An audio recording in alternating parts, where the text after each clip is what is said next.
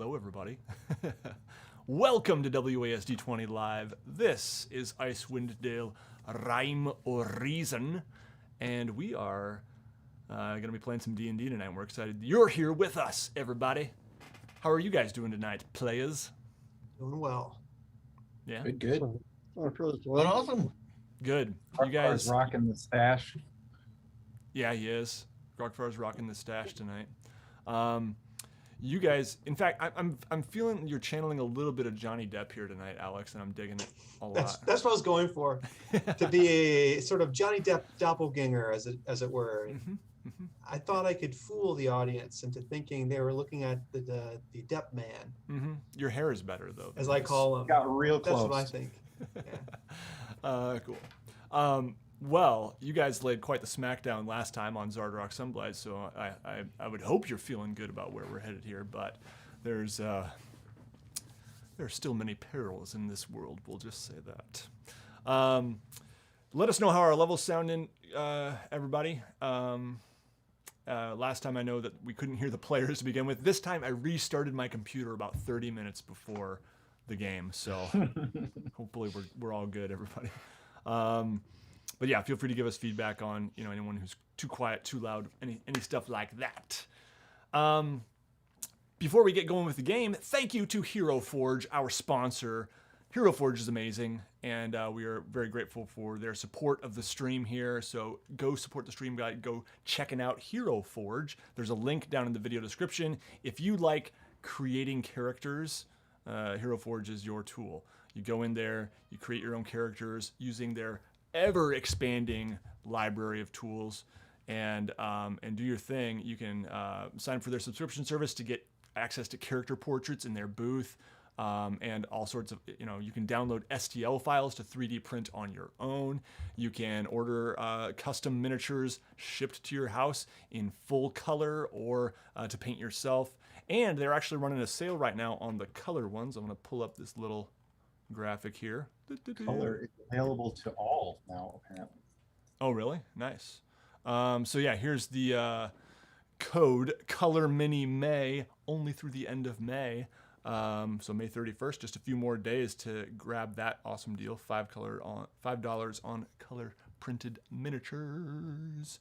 So go get them savings, and yeah, thanks to Hero Forge. Michael was showing us some cool Hero Forge stuff before the game too. Like, Michael, you had mud splatter on face. That's a new thing they've added, like splash effects, right?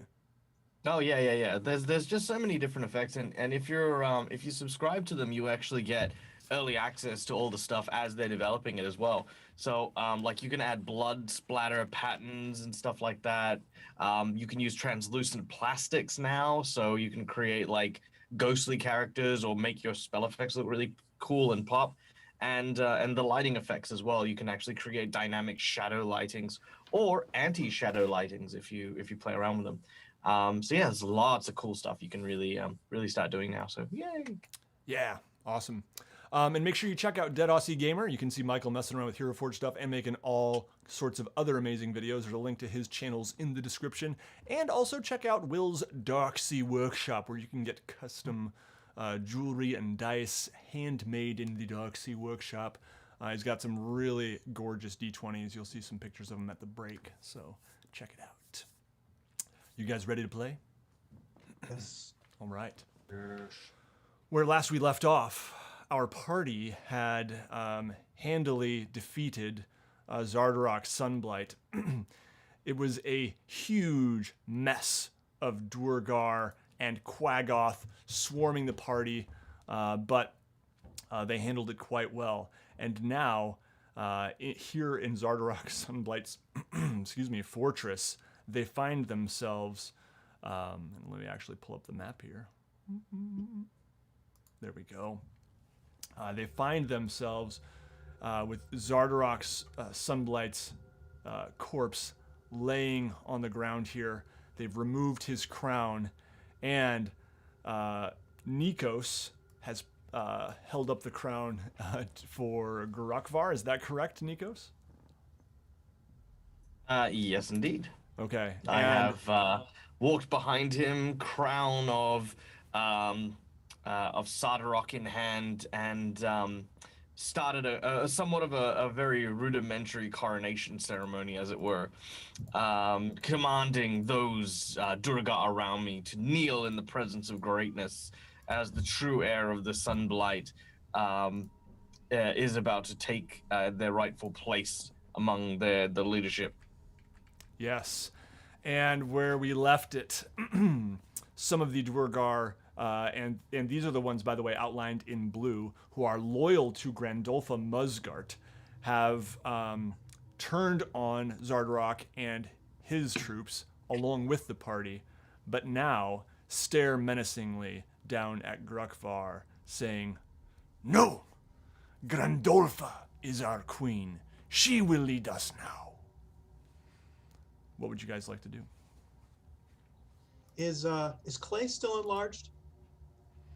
Beg your pardon. I'm gonna. I That's think a little bit. Does it last for 1 Basic. minute, or what's the deal with that? Yeah, I believe so. I think so. Yep. Okay. Well, I'll let you guys decide. I mean, I still have these 3 enlarged here, and yeah. Okay. What do you say, Clay? How long were we fighting for?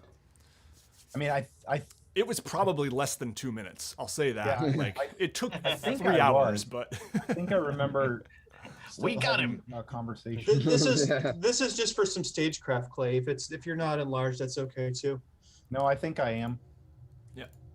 I and wouldn't want you to shrink right while I'm standing on your shoulders, which is what I'd like to do. this one who has surrendered is shrunken down, not that small. There we go. Yeah.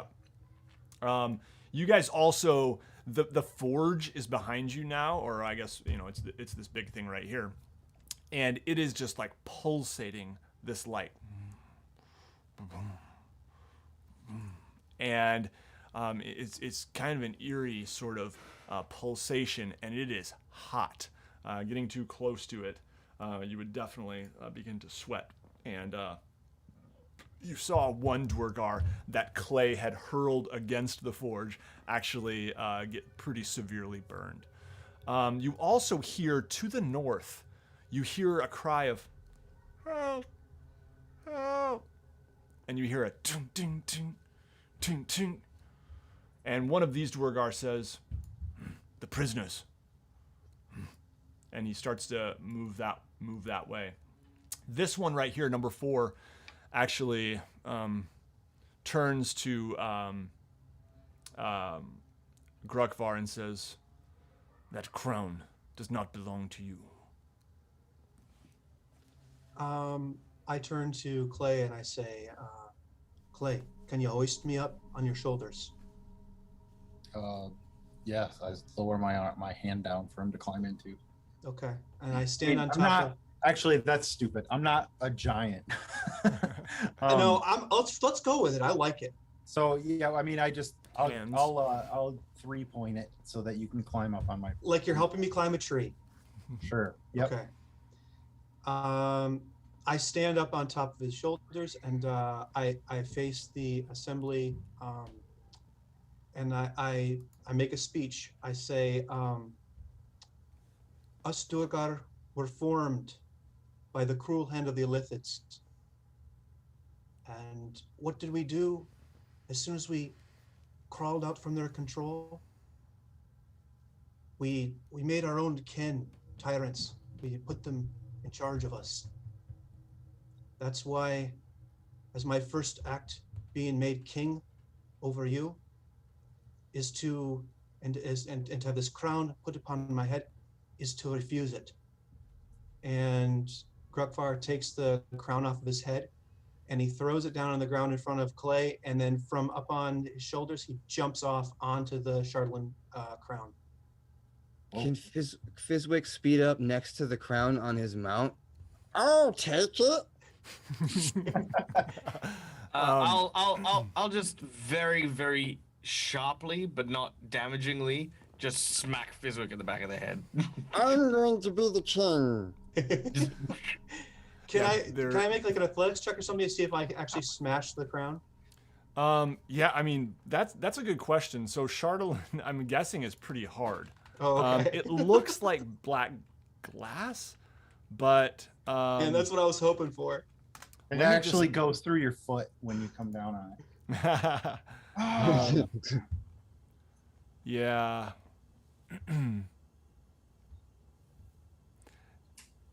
Yeah, I'm thinking like Am I gonna wipe out?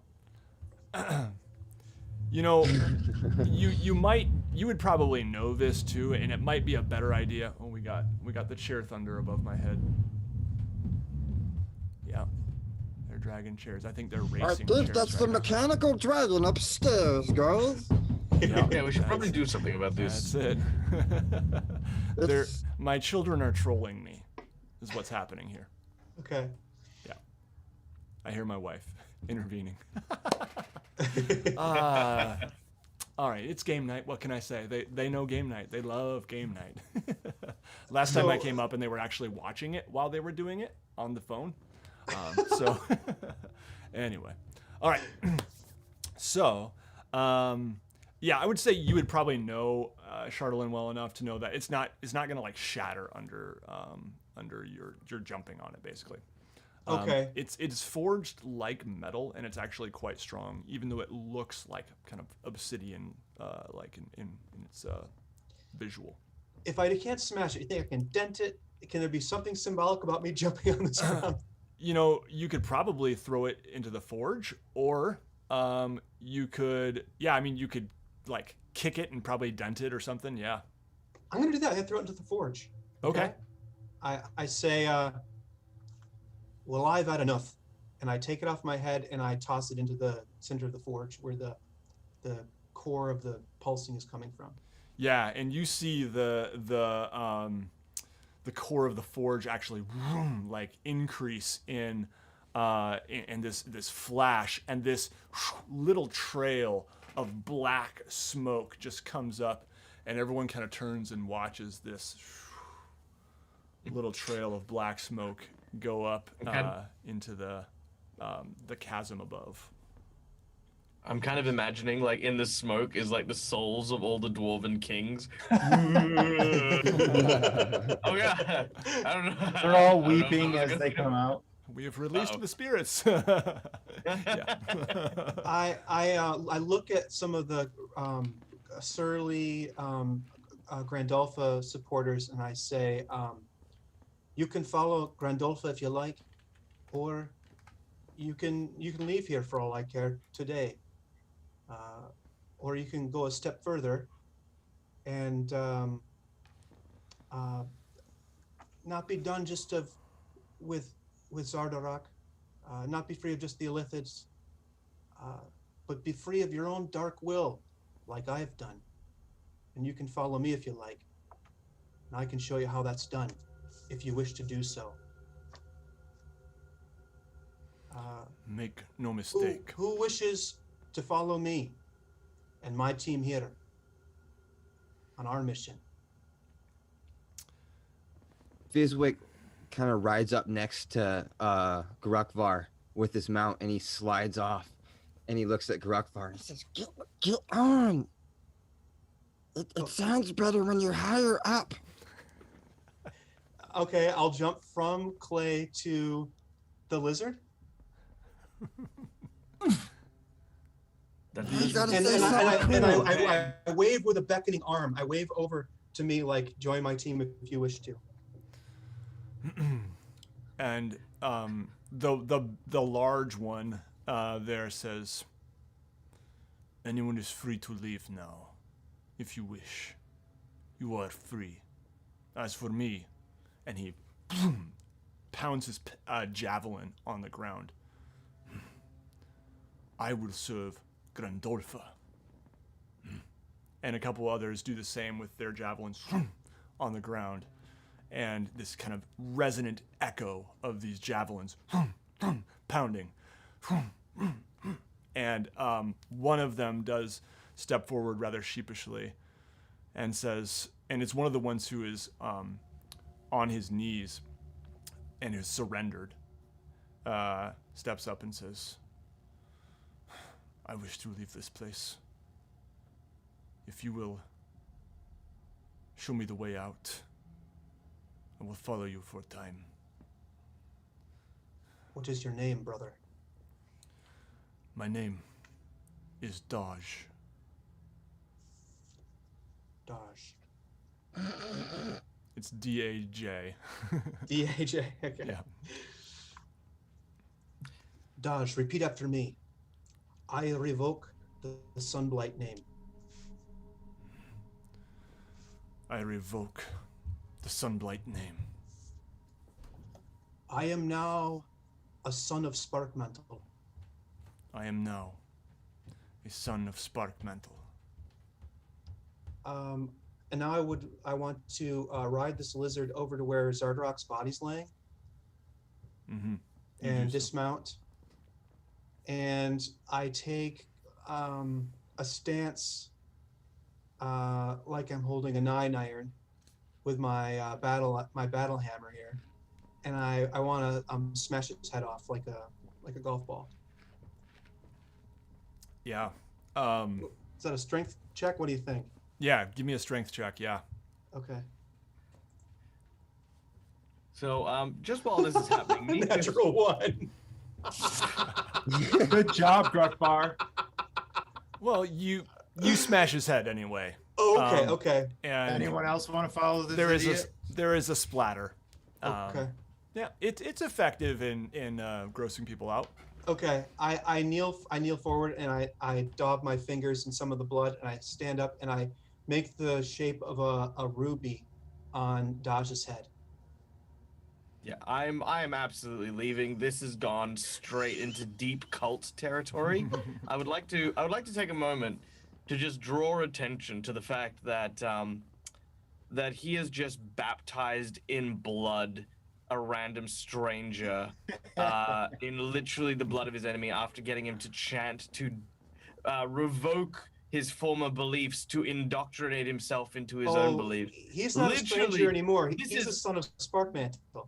Oh no, this is cult territory. You know, you could call it whatever you want, mates. The but sons of Nikos is Sparkmantle. freaking out of here. Nikos is a man of lore and logic and intelligence, and he's gone, wow, that crown must have really gone to his head very quickly. I am getting the hell out of here while he is performing his blood ritual on a complete stranger. While riding atop the lizard, who is still not under anyone's control. I'd like to reiterate this. He found it in a cage, and he is riding it against its will. Well, I am leaving. I'm going to go towards the noises of the groaning, the moaning, the grind, whatever's happening up the north. Nico, especially after very, very poignantly, Grokvar decided to remind the big room of Durgar how they were put upon by the Illithids.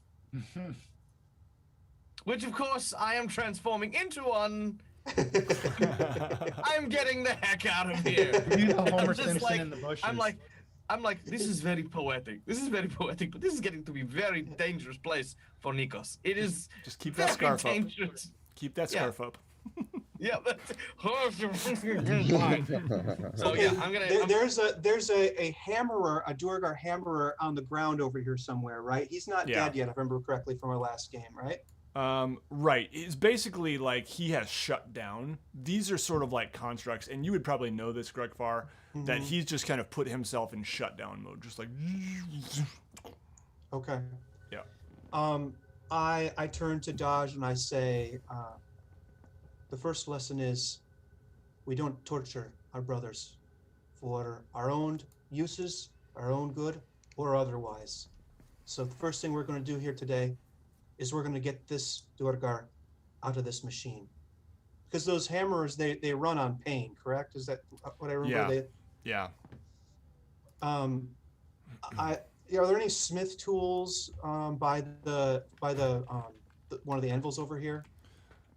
Yes, there are plenty of smith tools lying about.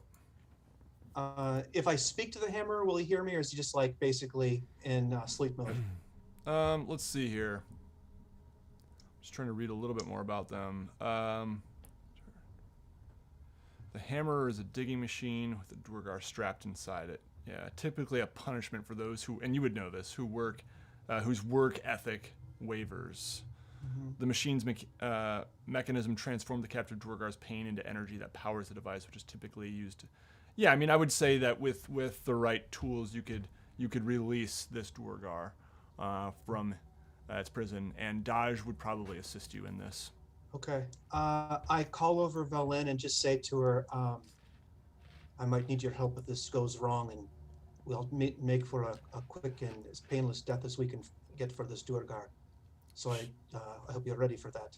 She nods, and she pulls out a dagger and seems to be ready to cast a spell as well. Okay. While this is happening, you hear a fair bit of murmuring coming from the Duergar to the north. They are rounding up the prisoners. The prisoners are being bound by those loyal to Grandolpha, and they are marching them actually up to the north while this is happening. Okay. Okay, so why don't you go ahead and let's see. I'm wondering what sort of check would be appropriate for smithing or tinkering, repair. Could be sleight of hand, but you also have like some kind of smithing ability, don't you? Yeah, and I have proficiency in that skill. Yeah, I don't. What do you normally have to roll for that, or is it just kind of like? I don't know that I ever have. I thought athletics or something physically based that might be. Yeah, skill. You can do that, and then just add your proficiency bonus as well, if you're proficient with smithing tools. Smith's tools. 23. Okay. Yeah, with the help of Daj, you manage to just and this crack pieces off this Duergar as you are like removing piece after piece. He begins to like kind of curl up into a fetal position, actually, moaning, and he passes out cold.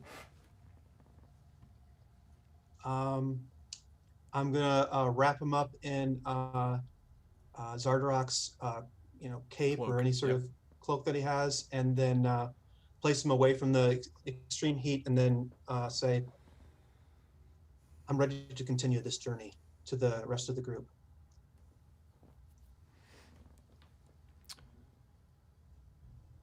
What would you guys like to do? Nikos, you have moved off to the north. That's where these Duergar are going as well.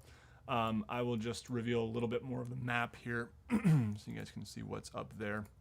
Oh man, the old fat lady said something about a robot dragon upstairs, and I just gotta see this, man. Is getting smaller or whatever, is that by choice, or do I have to wait till that runs out? I would say it's probably about run out by now. Okay. Also, the process is extremely painful as your bones suddenly collapse.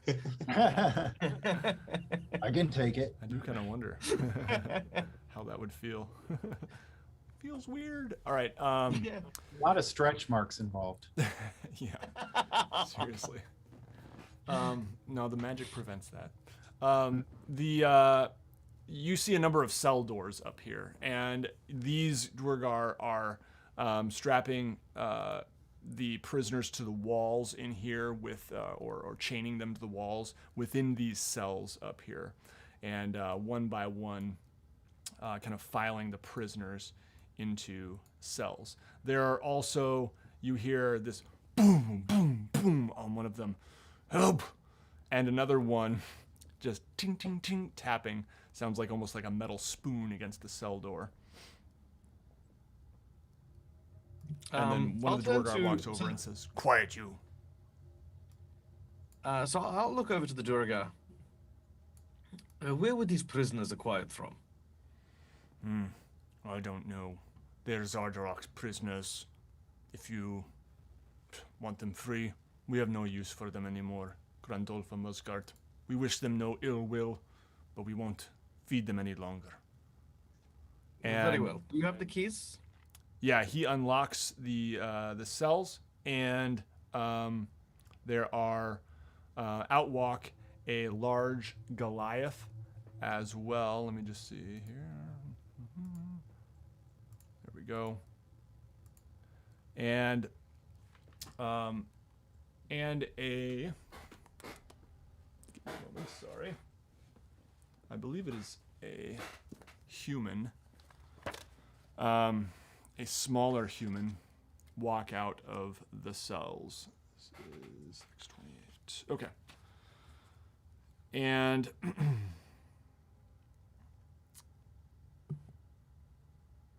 let's see here.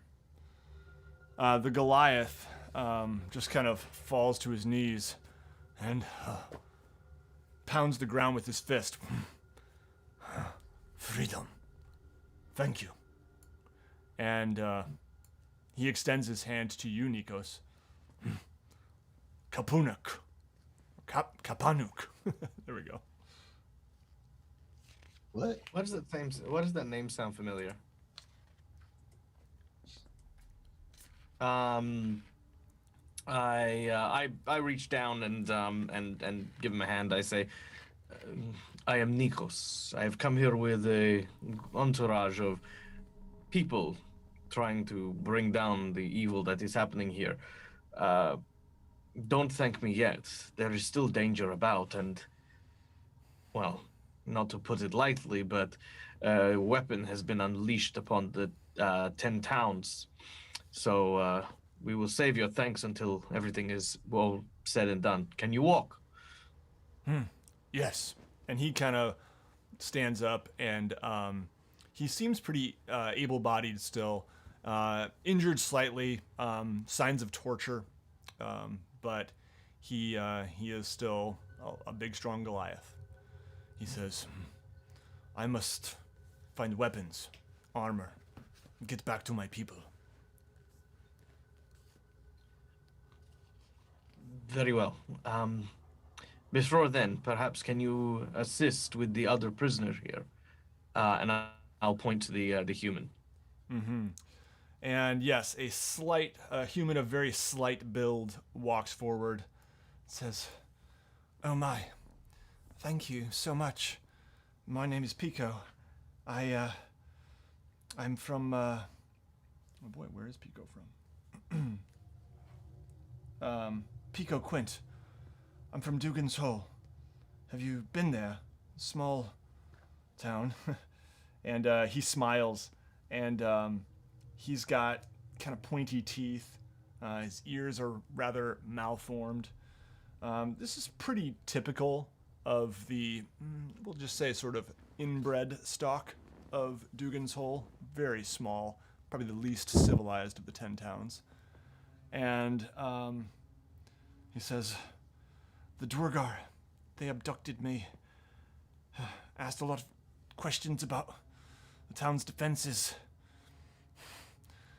Did you tell them anything?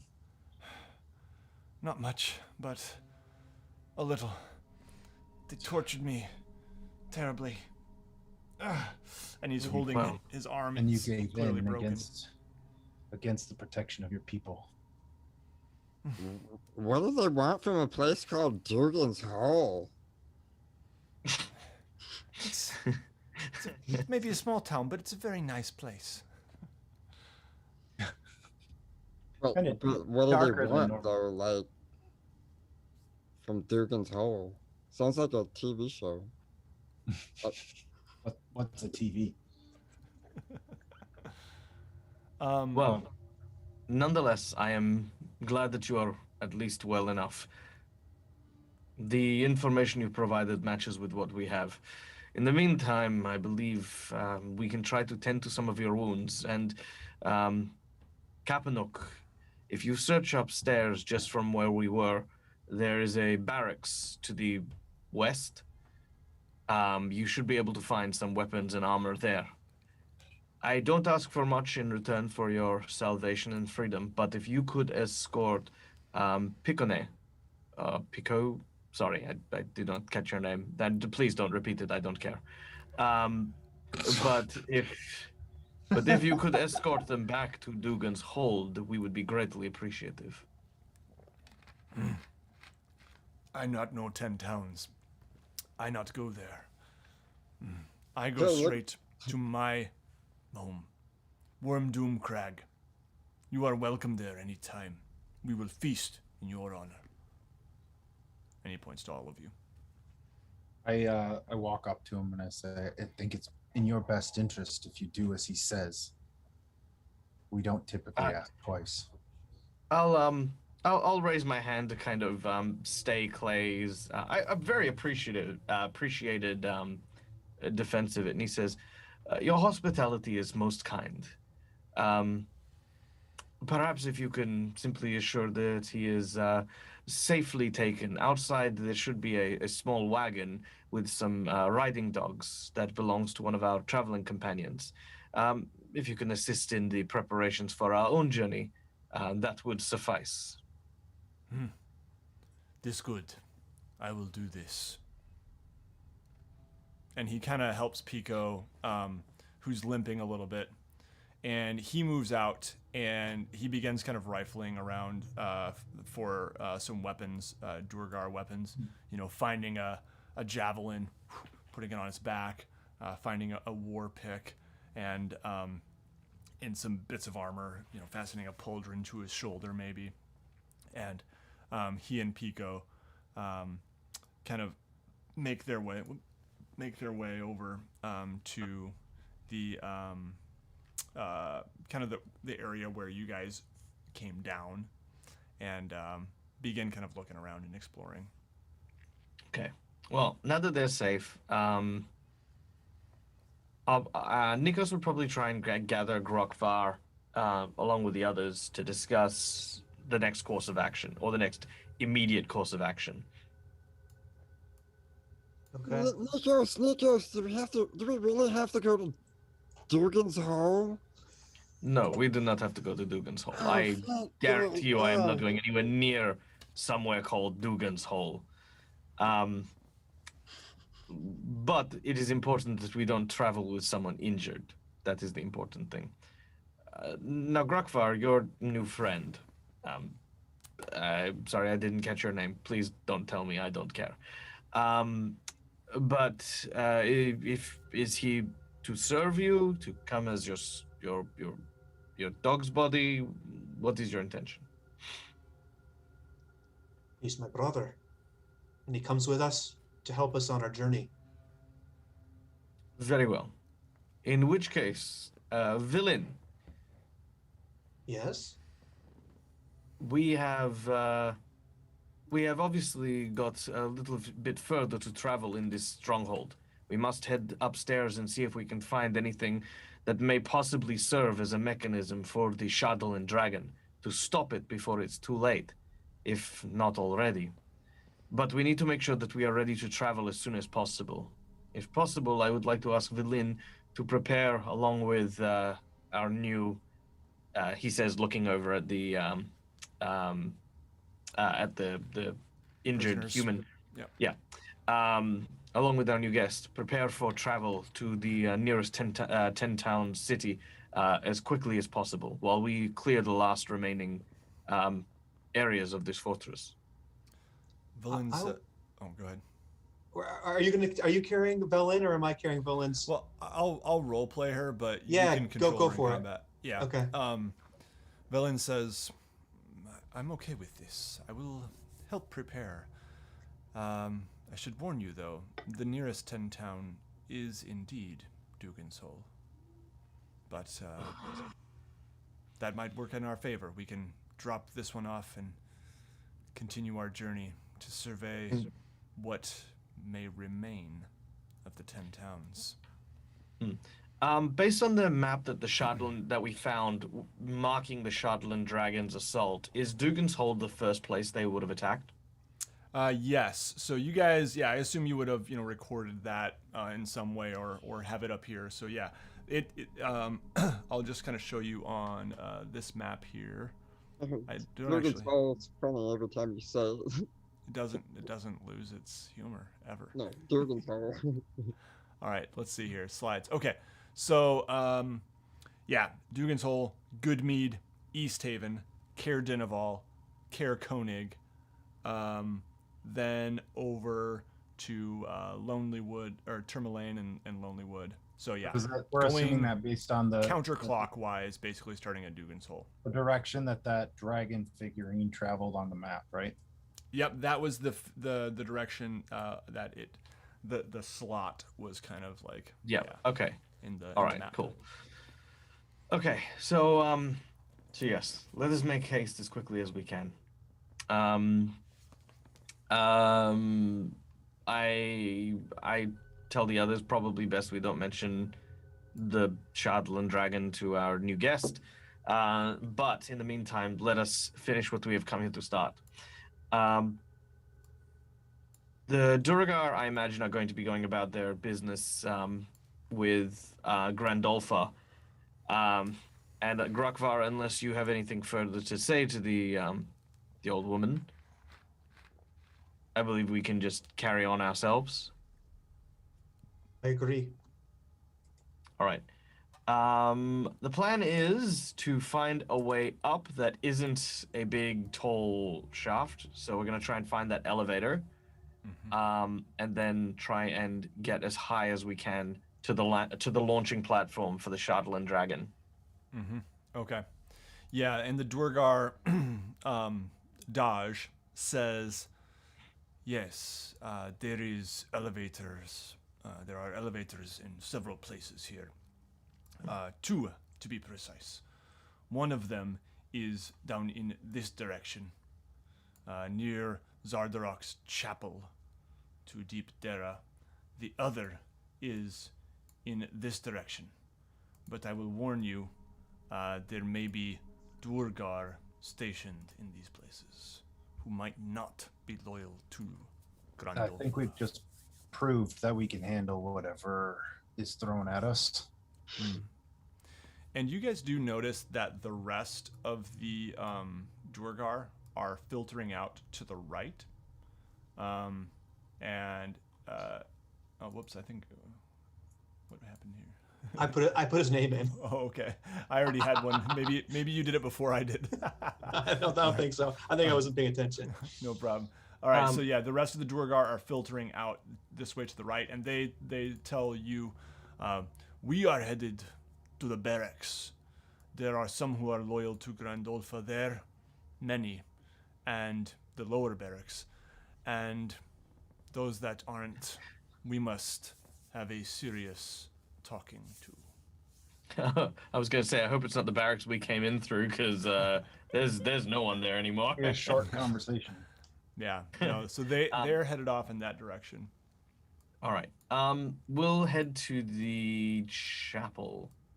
But on the way, I would like to examine the headless body of Zardarok, just see if he's got anything worthwhile, because we hadn't really had a chance to inspect the body.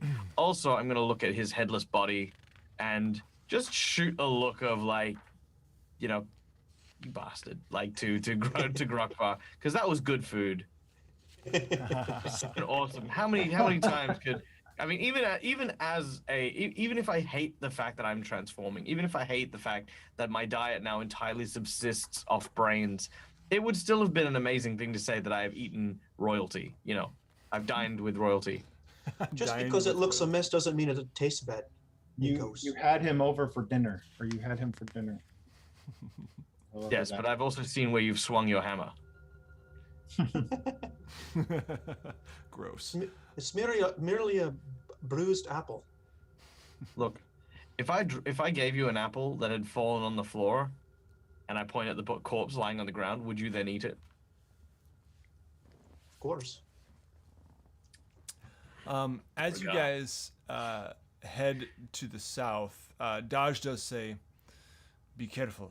The priest who advises Zardarok may be in the chapel. He may be powerful. I'm actually not sure. And just remind me again, we're going to the left or the right here? To the right. I'm sorry, you were searching Zardarok's remains as well, so I should probably finish that up. My bad. So he does have a very ornate belt buckle. Well, not super ornate, but it is very finely crafted in the Duergar style. And other than that, he has his Chardolin gauntlet, and he has some armor, and he does have a +1 dagger of Dwargar make. Did we not strapped to his take side. the gauntlet last Oh, time? maybe you did. Yeah. I know that I don't Nikos grabbed the crown. Yeah, no, Okay. I don't think we grabbed anything from him. I think we noticed it when he was describing him for the first time. Okay. But No, yeah, he has a suit sorry. of chainmail. Yep, so a suit of chainmail, the spiked gauntlet, and yeah, the crown, and a belt buckle and a +1 dagger. The belt buckle, I'll just tell you, is worth probably about 15 gold pieces, and then yeah, the dagger we can just treat it as a +1 dagger. So if anyone Boy, I sure like that pig sticker. You can have it. I mean, I've got no desire for it. I am gonna ask real quick, the crown that Grukvar threw into the forge. Now, does that then come out as an ingot anywhere? Like just as a curious. it would probably be kind of melted into the rest of the material there, so it's not gonna be like coming out. So it'd be in impure. form. Yeah, Yeah, fair enough. Okay, yep, I'll leave it. mixed with the iron or whatever is in it. What does it look like inside the forge? Yeah, go ahead and make an investigation check if you would, Grukvar. Okay.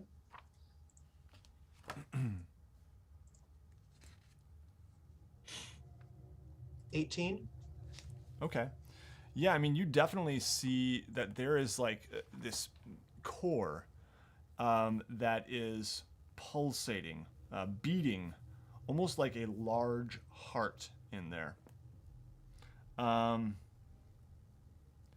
like, does it look like fleshy? Like Yes, it actually does.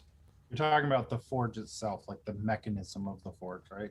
Yeah, deep within, like there's some cracks in it, and holes in it, and yeah, so deep in there, you can see what looks like a large fleshy heart. Would Yeah, if Grukvar anyone have wants to any- make an Arcana check, you Not can me. maybe further assess what it might be. I'll wing it. Well, I mean, would Grukvar know?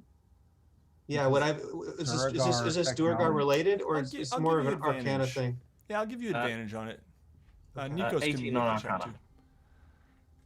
too. Okay, and Grukvar?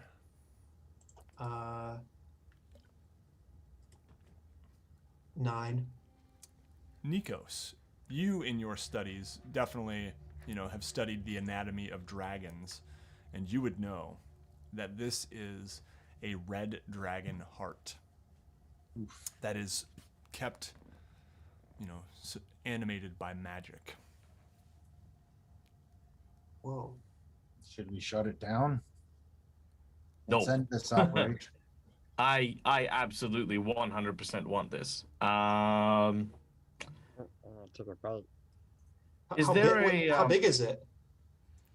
It's quite large. I mean, it's probably, bigger than any of your heads, we'll say. Could Nikos ride it?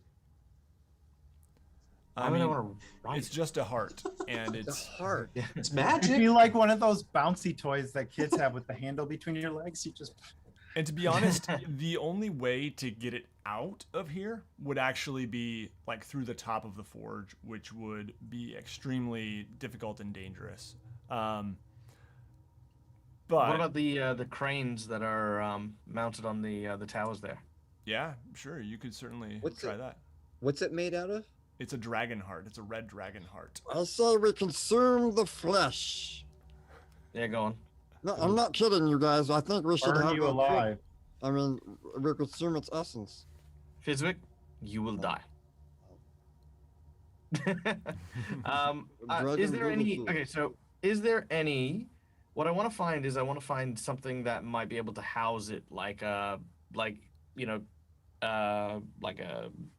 fire-resistant chest or There are things some, of that nature. yeah, there are some large stone jars that you could try.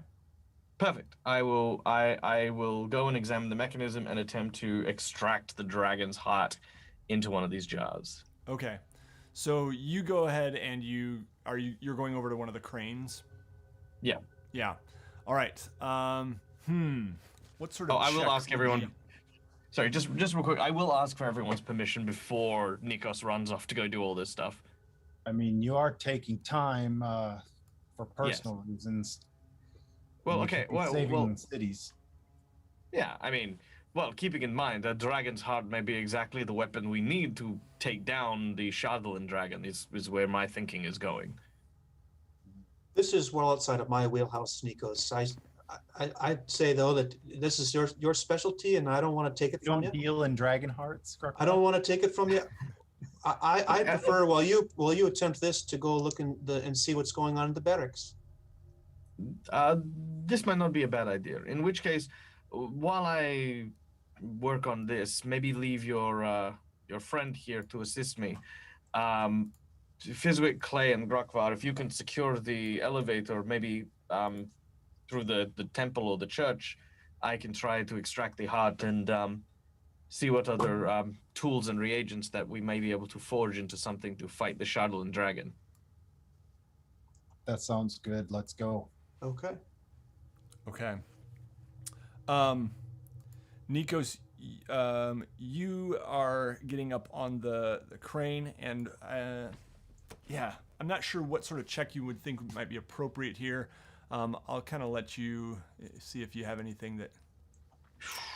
Well, well, if you're asking me for what I think it would be, I would say that it would require a certain amount of manual dexterity to be able to maneuver a crane from the look of the map over the very, very tiny. It'd be like the claw game, basically, right? Mm-hmm. So I'd say either a dexterity check or a athletics check of some kind, just to keep steady while you lift it up. I'd probably have a number of successes versus a number of failures. Like if you succeed 3 times before you fail 3 times, you get it. Something like that. Yeah, I think that's fair. Let's go ahead and do that. Dexterity, and yeah, see how you do on your first check there. All right, very well. First check is a 16. Okay. Yeah, I mean you get it into place, and the chain with the hook goes down into the hole in the top of the forge. Good job, Nikos. Thank you, Fizwick. Give me another check. All right. Oh, it's Ooh, my that second one is favorite game. It's that one is a grabby. 4. Okay. Yeah, I mean it clanks around. You hear it kind of the chain clanking against the side of the inner wall. Go ahead and give me another. Okay, that one is a dirty 20. All right, very good. You seem to recenter it. Give me another. 15. You get the sense that you have gotten it in place, and you feel it kind of clamping on to something at least. Okay. So you begin to raise it out, and dripping with kind of like molten fire, ash, and such kind of raining down on top of the forge, you see the large dragon heart in the grasp of this crane. Oh, it is beautiful. I'm gonna kind of maneuver the crane over the stone jar. Mm-hmm. Yeah, you managed to do so, and it is inside. How big And- is this thing? The heart. It's probably about this big. Man, I totally missed that it was in lava. Yeah, and it's now inside the jar, and the jar is like the stone is definitely turning a bit orange, but it seems to be holding its structure. So the heart does still kick out a lot of heat. Yeah. Okay. Okay.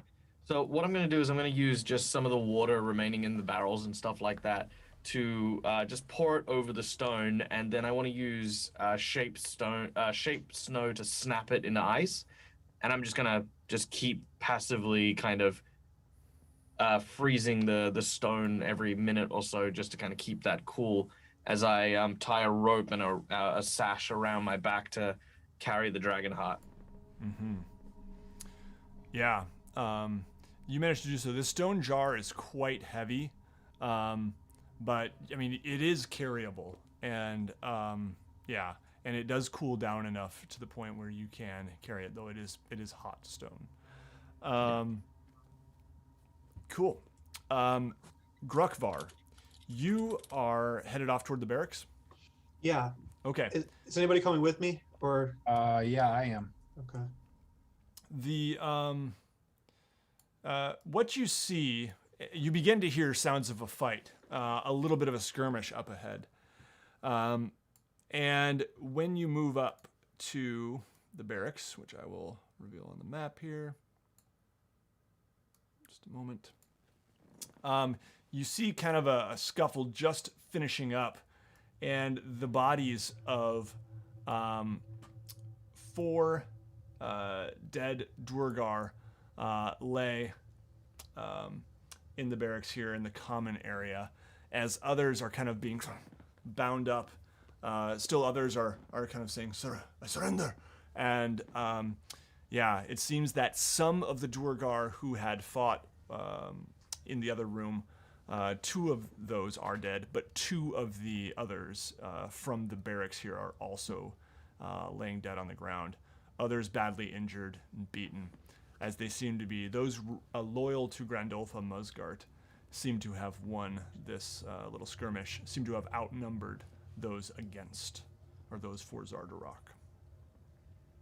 But there are some that are still up and about the Fort Zardarok, or No, they seem to all be pretty much at this point, surrendering. Some of them with, daggers to their throats and things like that, as they're being kind of wrestled to the ground.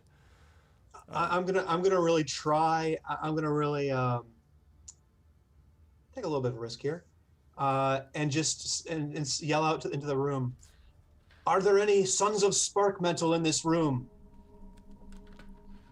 Quizzical looks turn your way. Those who wish to follow neither Zardarak Grandolpha or any other tyrannical Duergar leadership.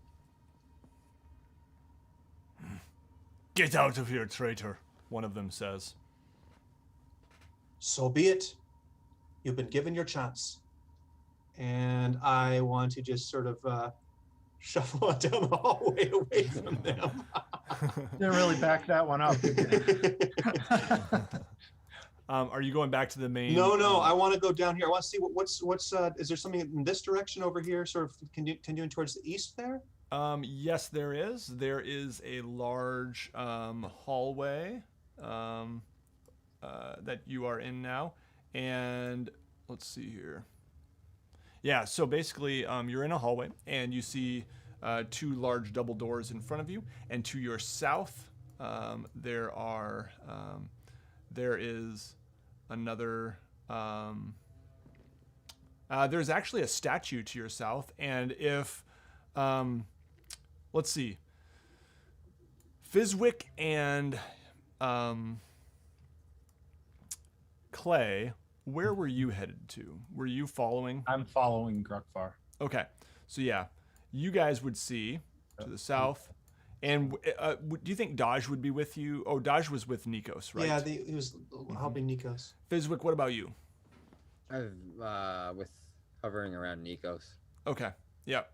So you guys are now... So Fizwick, you're with Nikos and I'm with Grukvar? Mm-hmm. That's right. Okay. You guys see the chapel ahead of you here. And there is a sort of grayish skinned creature, almost purplish, that is, half naked and chained to a large statue of Deep Dara. Grukvar, you would immediately recognize that statue. It's the You same hear one loud he told us mechanical. about in What's- the bedroom, right? What's So that? I would know what it's the same one he told us about when we went to Yeah, the bed chambers. Zargarok's of bedchamber. Yep, up on the top Zargarok? floor. Yeah. Mm-hmm. Okay. So we would Yeah. both recognize it probably. Mm-hmm. The, And inside this room, you can hear loud mechanical noises that seem to come from behind the south wall. Yeah, there's a 7-foot tall statue of a female Dwargar in scale mail robe. The top of its head above the eyes has been sheared off, making a space for a stone brazier that gives off a flickering flame. Chained to the statue's pedestal is an emaciated, malformed creature with rubbery purplish gray flesh, a bulbous head with a metal plate bolted to it, and sinister eyes.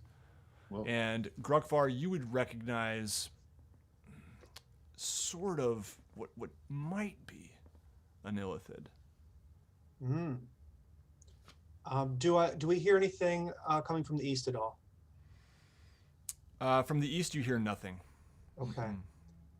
Clay, I think we better bring Nikos over here. do we not recognize what race he is because of the metal plate that's covering him, or because I feel like we would see the There are no tentacles. It seems that there is just this bloody mess down here, actually, and there are huge gashes all over the body, cuts, bruises. Clay, Yeah. I think it might be best to get the rest of the party over here. you do that, and I walk up to the creature and check to see if he's alive or what. Yeah, he is moving, but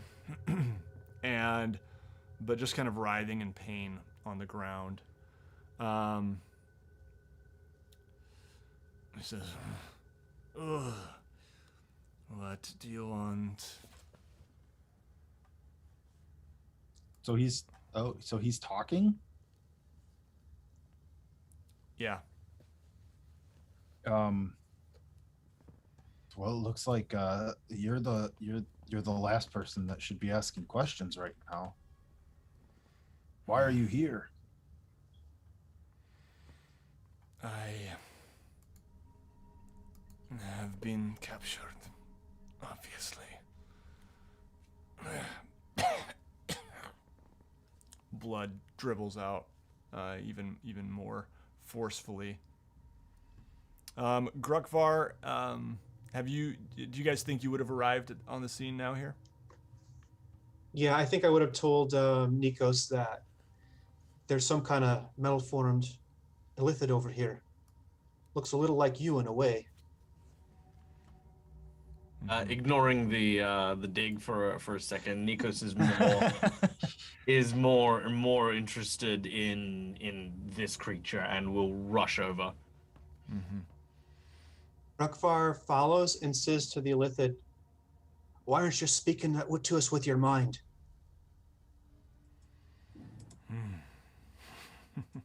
You hear inside your head, "I can if you want me to."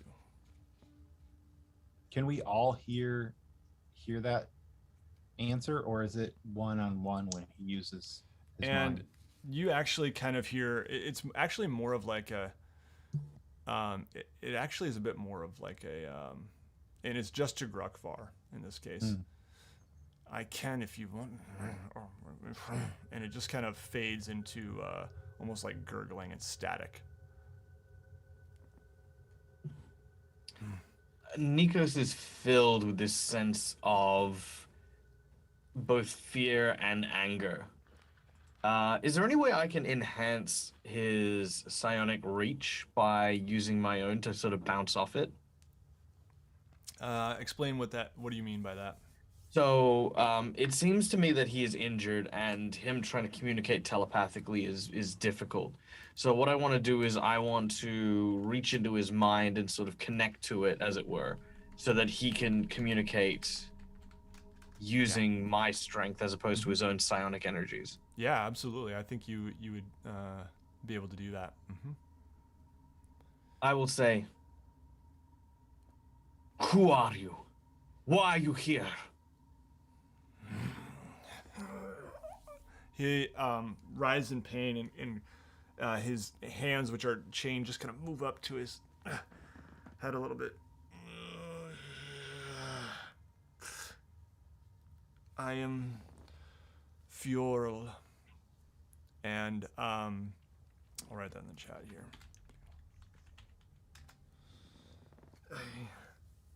I remember very little.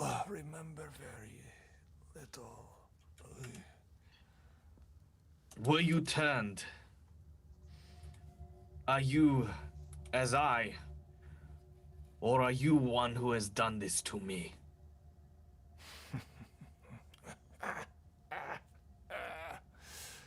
He gives a bit of a sinister laugh before getting caught in his throat. And that gives you enough of an answer, I think. Wait, I just misinterpreted that and I laughed at it. Sorry. Thought you said he well, Nikos has been many things. Nikos has been frustrated, perturbed, annoyed. He has been many things, but Nikos has very rarely ever been enraged. Nikos's body suddenly goes from being very, very tense to very, very relaxed. His eyes kind of glaze over, even compared to normal, which are kind of like these black scleras suddenly take on this sheen as he sighs deeply from the back of his diaphragm as he goes, never mind. I'll take what I need. And I reach forward and I'm going to use Detect Thoughts. And I know it doesn't do damage, but I want to try and make this as violent as possible, as I am going to try and reach in and basically rip as much out of this Illithid's mind as I possibly can. Mm-hmm. Yeah. He begins to just writhe in pain. It's very painful. And his legs begin to kind of even kick and jolt, and you kind of feel this cry for pain in your own head, and it's just got this hum, and Clay actually will reach and grab Nikos's arm and kind of pull him aside, or pull on his arm to try to get him to stop. Okay. Yeah. And Nikos, just you don't really sense much thoughts. You kind of get definitely some flashes of memory of a life an Illithid might lead, being with his own kind, doing very sinister things, including enslaving Duergar and others in the Underdark. But nothing really specific, and it definitely seems broken. As if there's not actually that much intact memory here. And you feel Clay's arm on your arm as he jerks you out of it. He's in enough pain. Let him be. He's going to die anyway. Then I guess you won't mind if I dig a little deeper. And I like, player-wise, I know that I'm not getting much out of it, but Nikos this is just anger. This is just cold. This just goes as deep as he can get. He is numb to that pain. Because learning that this Illithid is obviously Underdark, Illithid, stuff like that, that's great. But it hasn't even touched onto how or why this individual's in Icewind Dale yet. So, Nikos is... let's go with, maybe I can, no, that's not gonna really help. I mean, if I could, I would like to maybe to combine the spell as I'm attempting to read it, with the command spell, to try and get him to let go. effectively trying to tap into the moment where, as he dies and his life kind of flashes before his eyes, to see what I can glean from that fleeting moment. Yeah. I mean, it might not be done. It might not be anything, and I wouldn't resent it not being anything. But No, I like it. yeah, Nikos's whole life was basically destroyed by these creatures. There is like no shred of forgiveness or yeah, he's just. I wish I had a better way to express how angry and furious Nico is, but he's not the outwardly emotional. we're This getting is about it. yeah, this is about his internalized. I know I'm saying it, but I wish Nikos had a way to express it, like, Yeah. you know, like punching Clay in the face, but he won't, because that's not Nikos. Fizwick grabs Grukvar's shoulder and he quietly says in his ear, What's going on? Is this like a sex thing or something? No, it's Nikos has found It's what a we could sex call thing, it isn't it? it's more of an ultimate nemesis. I think sex is probably the furthest thing from Nikos' mind at this point. I hope. Crossing your fingers there. And fade to black.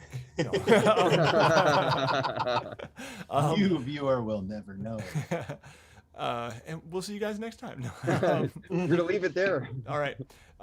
Nikos, go ahead and make me an Arcana check, if you will. Well, I don't know. Actually, you can just go ahead and maybe roll me, like, what would you roll for your spellcasting ability? So if you were to roll to hit, if you will. Same sort of bonus. Probably intelligence. Yeah, but what I mean is you can just go ahead and roll. My actual spell casting is charisma based, but I imagine with the psionic stuff that I have as part of being the Gratal, that's all intelligence based. Yeah, and actually what would probably work better is, like, what's your spell save DC? Maybe let's do that. And Okay, spell save DC is 16 at the moment. Okay, I'm gonna have the Illithid roll with disadvantage. So we'll see. Yeah, that's a no. Nikos, you see in your mind. You see recognition of you. Something within this creature recognizes you, whether it's because it actually recognizes you or whether it's because this creature has done this, what he sees before him in you, to other creatures you don't know. But he writhes in pain further, and you see Kelvin's cairn and the mountain that dominates Icewind Dale, and you see the Durgar fortress, the outpost that you raided north of Kelvin's cairn, your first encounter with the Durgar here in Icewind Dale. And buried in the snow, you see wreckage of an Illithid ship as he walks toward the Durgar outpost, turning away from the ship. As he walks, as the Illithid walks? He sees through the eyes of what we assume is this creature. I mean, I know it might be a stretch, but do I see more Illithids than him at the wreckage or in that period of time? You don't at this period of time. Yeah, no. Okay. All right. And if possible, with that information, I would then like to extract his brain clean from his skull. And I have a sound effect, which I don't know what it sounds like. Yeah, go for it. Hit All right, play. here we go. I have no idea what this is going to sound like. Let's see. Oh. Good one. That's a good one. Oh damn. Yeah. Hey, it's just hey, gotten that. That's the winner. Michael, do they have Capri Suns in Australia? We do not. We have Okay. what's it called? It's we know what it is. It's jeez. No, we have a Foil thing. We have pouchy something similar, things. but it's yeah. Because in my mind, didn't he have like a metal plate on the back of his head? It's almost like he had a little pre-starter pack back there for you to easily get access in. It's like that was the, if you had a Capri Sun, you got the one part of the pouch that's very more weak, and that's what you punch the straw through. In my mind, I think you would kind of conceive of, I see the best way to get in here is right through this little metal. Found the punchy spot. Yeah. Yeah. All right. The lifeless corpse stops writhing in pain and slumps against the statue as Nikos extracts the brain. You continue to hear the ching ching ching mechanical noise coming from it's this door right here, and you see the door crack open on the left here, or on, I guess on your right. Our right on the screen. This one right here. Okay, you see it briefly crack open. Somebody's right. And then, but you don't see anything in the darkness of that room. Did we all see the door open? Yeah, I would say there was a little. Like it was open like a peaking amount. Mm-hmm. Like somebody was checking Something to see like what was going on. Yep, something like that. I want to just quietly motion to everyone just in the direction of the door, just to get us all kind of look like a Rainbow Six sort of. Let's Yeah. go that direction. Mhm. All right.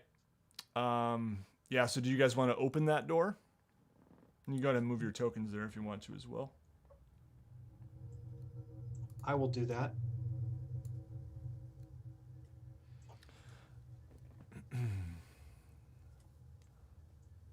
I wish you opened the door.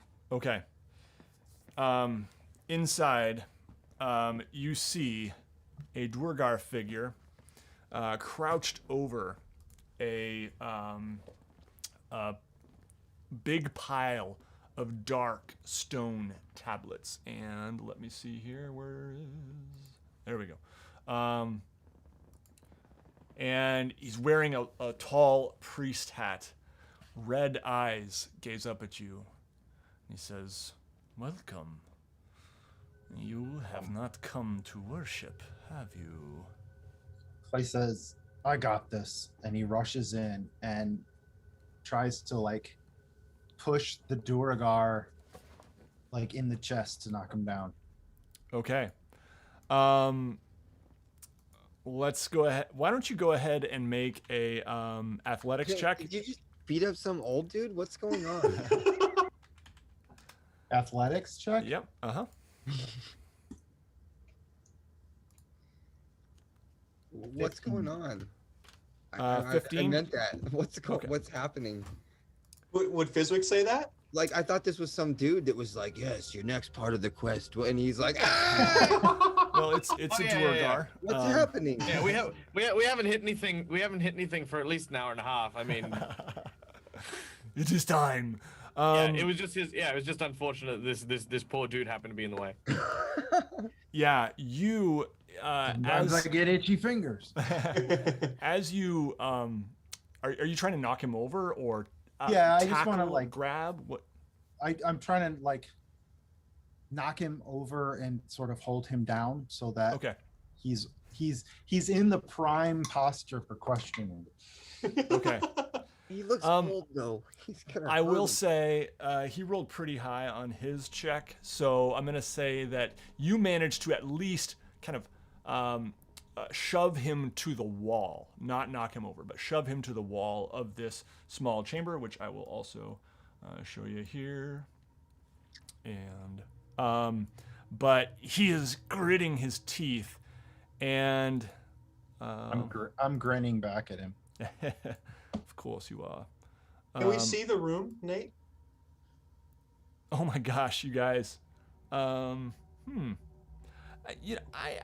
may Hey, have hey, like Nate, gotten my Nate, rooms confused a Nate. little bit. Can we see the room, Nate? Um, Nate, can we? Would you rather we not see the room? I may have gotten this might not be the area where the statue or the illithid are. This is actually the bathroom.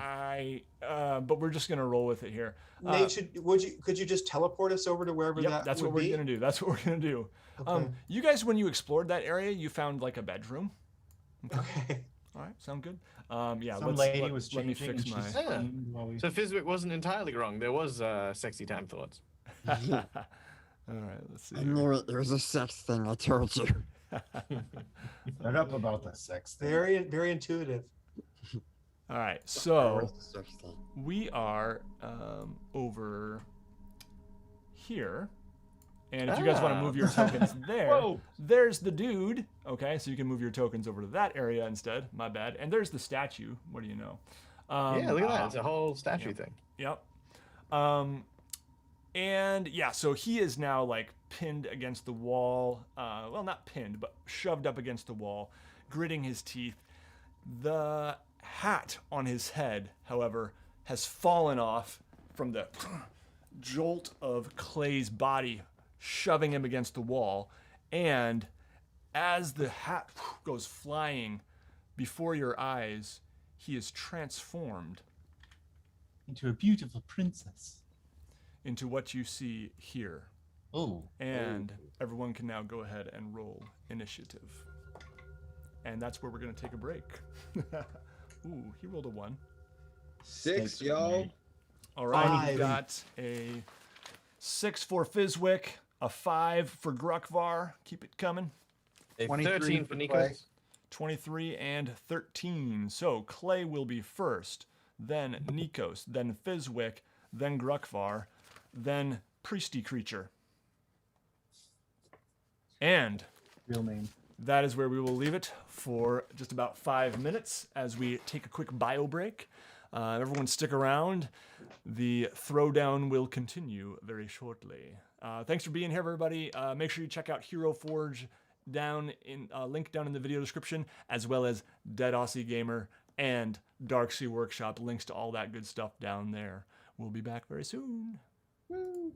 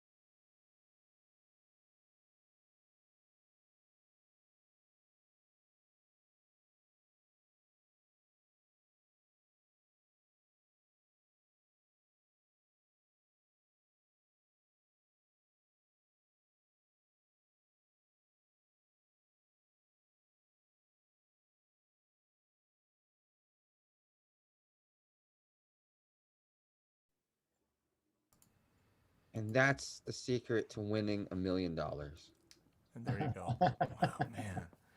So If only simple. I'd known that. Finally. That was timed perfectly.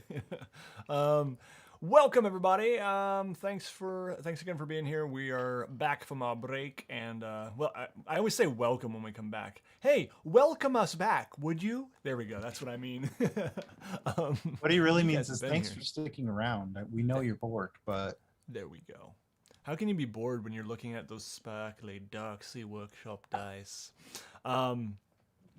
Yes. So, where we left off, we had rolled initiative, and there is a fiendish-looking creature now pinned against the wall. Now, I'm not sure how big these creatures are. Let me just see here. I believe it's a medium creature, so it would be, not too different, but let me just double-check that here. Medium, yes, okay. So roughly the same size as Clay, although Clay is a little bit larger than most, so probably smaller than Clay. Up first in our combat, Clay has now pinned this creature, well, not pinned, but has shoved this creature up against the wall and is right up in its face, and it is Clay's turn. What would you like to Okay. do, Clay? I am going to use one of my newfound abilities, which is double attack. And that, let me see. Let me just see if this is gonna.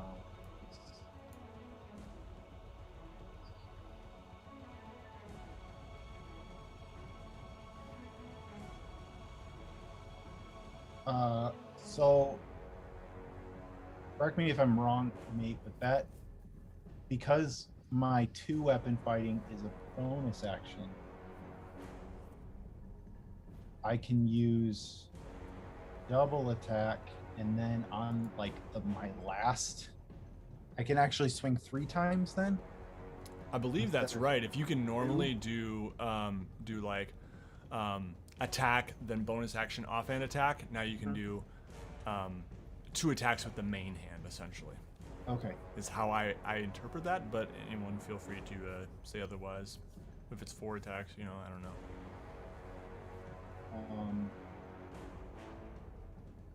Also, I'm not finding it.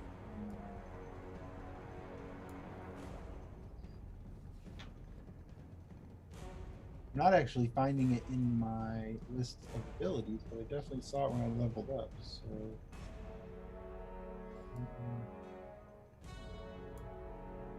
For Fizwick to use any while he's looking at that any stealth abilities, Okay. there has to be some kind of It switched it to attacks per action too. So 2-weapon fighting reads when you take the attack action. Yep. So would I be able to do that 4 times then? Maybe. Yeah, I mean, if you have 2 attacks, oh boy, I don't know. Does anyone in the chat know even? It sounds like feel free to chime in if you know. What is this feature called, Ryan? What's the feature called? So so there's 2-weapon fighting, which is technically a bonus action, or it's listed under the bonus action, but it looks like it's triggered. What were you gonna ask while Ryan's figuring that out? There's no way. Feel free to Google it, Ryan. Go ahead. Okay. There's nowhere for Fizwick to get a stealth advantage here, right? Like, because I feel like I might be abusing that sometimes, and I feel like this is a place where he couldn't, or could he? You could probably make a stealth check to hide behind Clay. Get away from my butt. So I think I reread the level up ability. I think it allows me to attack 3 times. Okay. Because it's distinguishing between attacking with a weapon and taking the attack action. Mm-hmm. So, Okay. so I will do that. I'm going to react quickly and Slash. Yeah, I actually can't be surprised, but yeah, I'm gonna attack with my hand axe. Okay. You may do so. Go ahead and roll those attacks. is 25. That's a hit. Second is a 20. Hit. And the third is a 15. All right. Also a hit. All right, so the first amount of damage is an 8. All right. Second is a 5. And the third is a 5. So 18 total. All right. Yeah. Very good. All right. Yeah, this thing is just kind of like growling, and you hear this like kind of rattling of its tongue as it kind of lashes out at you with its tongue a little bit. Okay, and then for my movement, I would like to actually back up. However, the way that I am going to do that is anybody that's looking would see me turn into a sort of amorphous blob of water instantly, just, and then the water just shoots to a new location, and I reform where that water is. Sweet. And I assume that would enable does you. not trigger a attack of opportunity. Sweet. That is awesome. And yeah, you guys can all see this. This door is open. I can't open it on the map, but the doors are open. At least these doors are. All right. Very good. Anything else you'd like to do on your turn, Clay? That is it. All right. The next turn belongs to Nikos. All right. What do I know about the type of creature he is transformed into? Yeah, I mean, I think if anyone knows much, it would be Nikos. So maybe you can go ahead and make let's go Arcana check, just to see if maybe what you would have read about these in your studies, if you recognize this. 18. Yeah, we'll go with you have a pretty good feeling this is a barbed devil, and yeah, it's spiky, and those spikes are dangerous. Yeah. Any kind of resistances I should be aware of? You feel there might be some resistance to magic. Okay. Very well, in which case I shall resort to psychic energies. So I'm going to use my psionic blast, which will require a dexterity saving throw. Now, it is a 30-foot cone. So in order to avoid blasting clay all over the walls here, I'm going to try and step into the room thusly. And Clay, by the way, you got the feeling that your attacks were, definitely had an effect, but not as much as they might have. We'll say, not as much as you're used to. Okay. Yeah. Okay. Oh, actually. No, that's fine. That's fine. I'll start with this. All right. Now, I am technically out of level 3 spells. However, as I have just leveled up, I now have a new ability. As an Aberrant Mind sorcerer, I have Psionic Sorcery as a new ability, which means that I may use my psionic spells, such as Psionic Blast, by expending a number of spell slots. By spending a number of sorcery points equal to the spell level. So I am spending 3 sorcery points in order to cast Psionic Blast. Yes, you may do so. All right, so he needs to make a dex save. Okay. All right, he rolled pretty high. He rolled a 20. Okay, so he is not prone and will take half damage. Half damage of 5d8 is... Oh, that's not bad. So it was 28. Half of 28 is 14. Yeah, and you said he's not prone or knocked prone? Not prone. Okay. He, by making the save, he avoids being knocked prone. Okay, but he does take 14 damage. And what does this look like? So, as Nico steps in, he kind of his hands are still kind of wet with the cerebrospinal fluid from the brain of the illithid that he had torn clean from the skull. The Gross. energies that lie within almost like kind of resonate with his own psionic energies, and as he stretches his arm forward, this is how I imagine this new power unlocking is that connection, that sense of how the illithid's mind work. Now Nikos understanding it, he reaches forward and just from his own head, which again until recently kind of looked very normal and human, and the only visible signs of the illithid corruption was the jaw, but now his head has taken on a more malleable, squishy kind of hardness to it, and it sort of vibrates, and this ethereal, invisible force shunts the this creature quite hard against the wall. Yeah, Clay his takes the back Clay takes slams. a half step to his side, seeing his head start to ripple. His back slams against the wall, pulsating momentarily before he leaps back into fighting a stance. Yeah, anything else you'd like to do there, Nikos? No, that's it. All right, very good. Fizwick, it is your turn. Fizwick wants to go ahead and see if he can. Can I use my bonus action right out the gate? You can. I'm gonna use my bonus action to dash, or if I want to stealth and try to hide behind Clay, what's the best route to do that? Would that be to dash over there or to? Clay is in the corner now, so you'd probably want to try to hide behind Nikos or behind the wall. Can I get behind? Because I just want to use my bow. Yeah, yeah, definitely. You can go ahead and just use your bonus action to hide, make a stealth check, and yeah, go ahead and do that. You are a small creature, so you can hide behind a medium creature. Stealth check was 18. All right. Yeah, you feel like you're fairly hidden. And I want to see if I can line up a nice bow shot.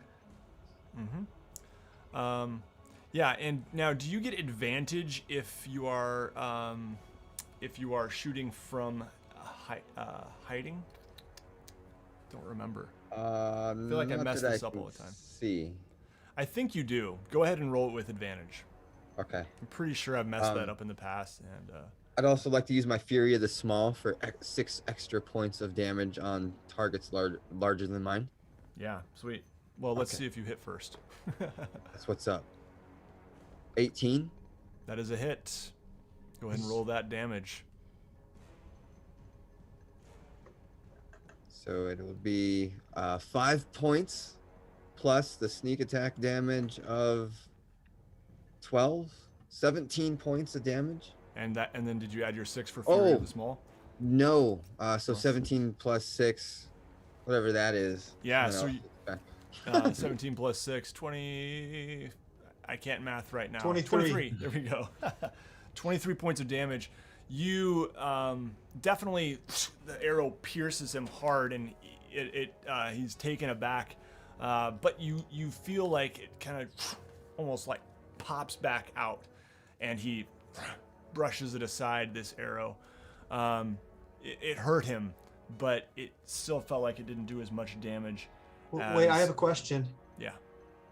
Now, this might be a faulty memory on my part, but did Fizwick get his weapons silvered? I believe Fizwick did have some silvered arrows. It's the arrows. Yeah. Oh, I've okay. got 10 silver arrows. Okay. Silver tipped arrows. Yeah. Okay. Yeah. So you could absolutely try those on the next shot. All right. Let's see here. Just doing my math. Sorry. Okay. Good to go. Next up, that brings us to Grukvar. Oh, anything? Do you want to move or anything, Will? Or are you good where you are? Yeah, I think I'll stay where I'm at. Yeah. Cool. All right. Go ahead, Grukvar. What would you like to do? I bellow across the room to the devil. I say, Fiend, why are you in the company of Durgars? And you feel in your mind, all of you, I serve Asmodeus. We will corrupt these fools and take power. Okay, I want to sort of pivot on my shield a little bit, and I rest my hand on it to steady it, and then I fire a guiding bolt, and it ripples out from out of my coat sleeve. Yeah, go ahead and make that attack roll. I rolled a 13, but I would like to use my inspiration to roll again. Absolutely. Come on, die. Okay, that's a 20. Nice, that's a hit. Okay.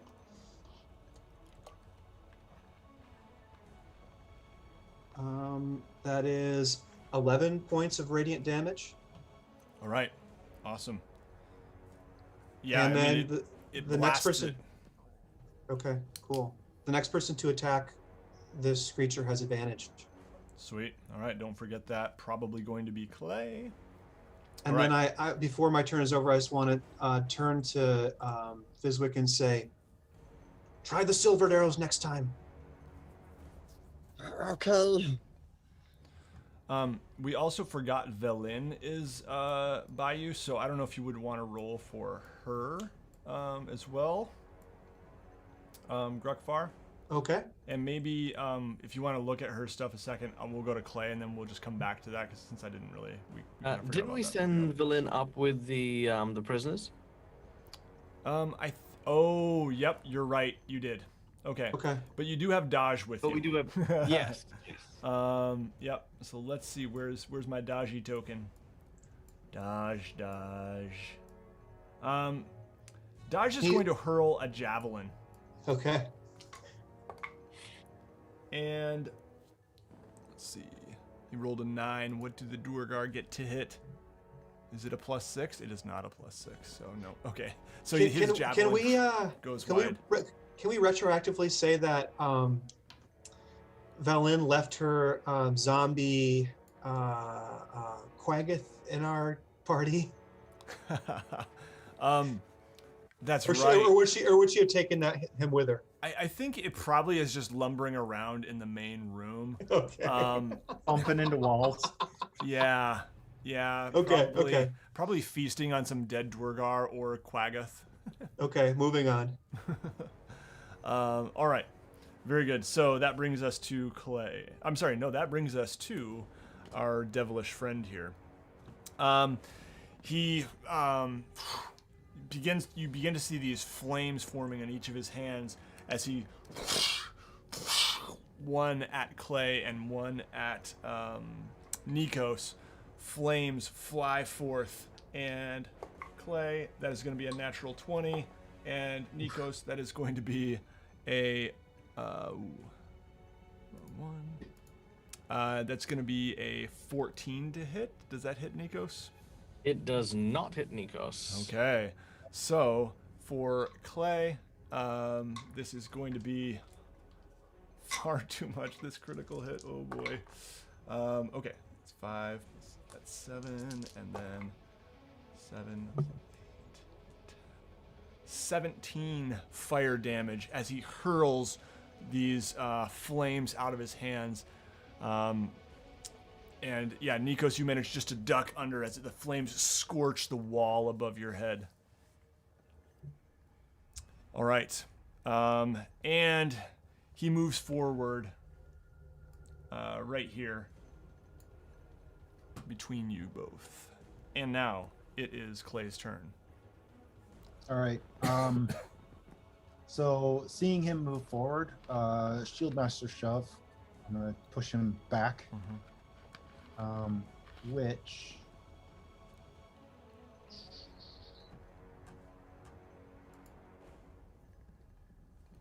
why does it not say?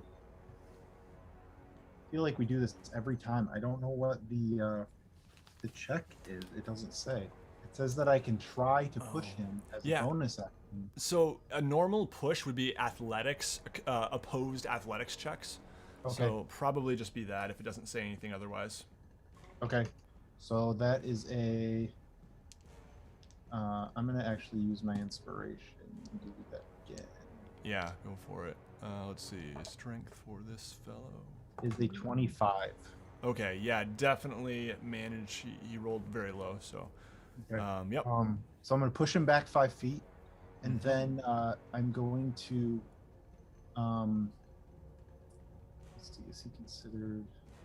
Nope, it just pushed. So I'm gonna push him back 5 feet, and that's my bonus action. So I'm actually just going to hold my action for any further aggression from him. But since he's against my shield, I'm going to growl at him. How do we stop the dragon? Yeah, and you feel in your head just laughter. It won't happen.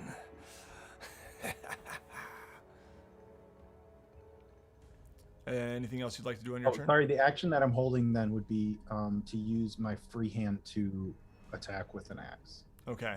If what? If he aggresses towards anyone in the party. Yep. Sounds good. All right. Remember that because I might forget. All right. Very good. Nikos, you're up. Clay has graciously pushed the barbed devil out of melee range. Very nice. This room is too small. You have a fireball spell ready to go? No, actually, I've got like all my line spells. Yeah. I've got that big 20-foot ball of darkness thing. You know, got tons of stuff. But I need more room. Close quarters. Okay. All right. What can I do? Oh, shoot.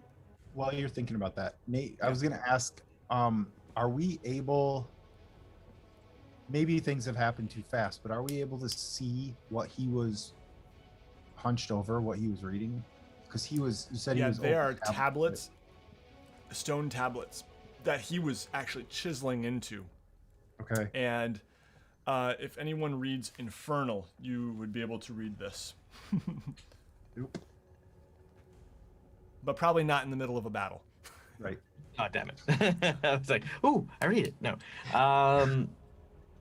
But yeah, you would at least recognize it if you would see a word or two here or there. Okay. Well, that For might further work. analysis after he locks you in here for the rest of your lives. Okay. I am going to Notice use. we all ignored that comment. Okay, I'm going to utilize Tasha's Mind Whip. Nice. Once again, I am going to be using my sorcery points because I am out of spell slots. So that's 2 for that one, which leaves me with 1 sorcery point remaining.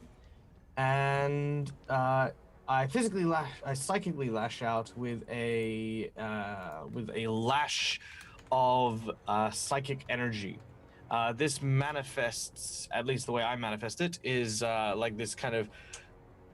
If any of you are anime fans, there's an anime called Elven Lied, which is really cool. It's got like these giant invisible vector tendril type things that come out of one of the characters. I want to kind of have one of these ethereal tendrils sort of erupt out of the top of Nikos's head and lash out. They need to make an intelligence saving throw.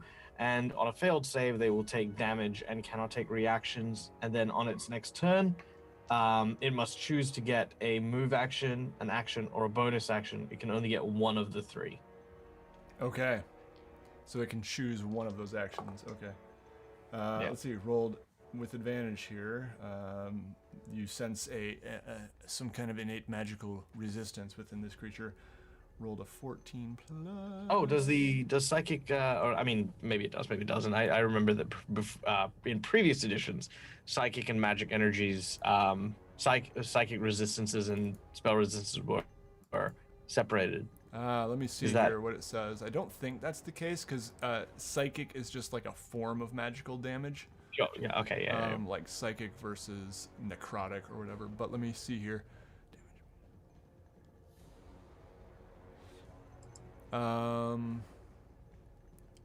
Yeah, I don't think. I think that Yeah. he does have resistance. So anyway, intelligence rolled a 15. Is that enough? No, that is not enough. Okay, so he will on his next turn only take a move, bonus action, or action. Correct? Correct. Okay, and anything else that Yep. 3d8 damage? psychic damage, which is 21 psychic damage. Oh my goodness. Whew. Yeah, I mean he against the wall, just kind of swirling from side to side, lashing out, and kind of slumps back against this pile of tablets to his right, and he looks enraged by you, Nikos, specifically. All right. Anything else you'd like to do there? Let's see. I'm gonna move slightly. Let's move me out a bit. Say here. Yeah. Yep. All right. Yep, and it's a double door, so Nikos is not blocking the door for the rest of you. All right. Yeah. Let's go next to Grukvar. You have just seen this creature writhing with pain from Nikos' psychic whip. What would you like to do, or mind whip? I turn to Dodge and say, "Stay close to me, brother," and I call forth a chant, a little prayer, and I say, "Ula, guard my flank, and marshal your forces to my aid." And from the ground come these little, like, translucent red gnome type figures that sort of dash around really quickly, forming a circle around me. It's 15 feet from me in all directions, so 15 feet distance for the circle. Yeah. So that And- would probably be in front of Clay as well. Yes, and I want to actually move into the room Okay. to try and basically. So from this point where I am right now, it's 15 feet means 15 feet diameter, not radius, right? So it's like Right. 5 feet on either side. Yeah. So it's just submerge that whole space in this effect. Mhm. And what that does is the devil needs to do a wisdom saving throw. Okay. Whoa, natural 20. Wow. Okay. Does it have any effect if on a successful Yeah, save? it's half of 3d8 radiant damage. So I'll Okay. just roll Yep. and then we'll half it. Yep. Sounds good. It's 16 is the total, so 8 points of damage. All right. And then I'm going to just be holding this effect. And it basically, the way it works is there's that first application, and then the affected creature is halved in the area. I have voided out every other character that's in our party, so they're not going to be affected by this. Yeah. But this makes it so if the devil moves through here, they're at half speed. And then if they're still in this space on the next turn, then it rolls it again. Okay. Yep. Yep. Sounds good. All right. So I moved the tokens a little bit just because you can't be in Clay's space, but okay, let me that's know fine. if you want to move them otherwise. So the next move is Fizwick's. Oh, I'm sorry. No.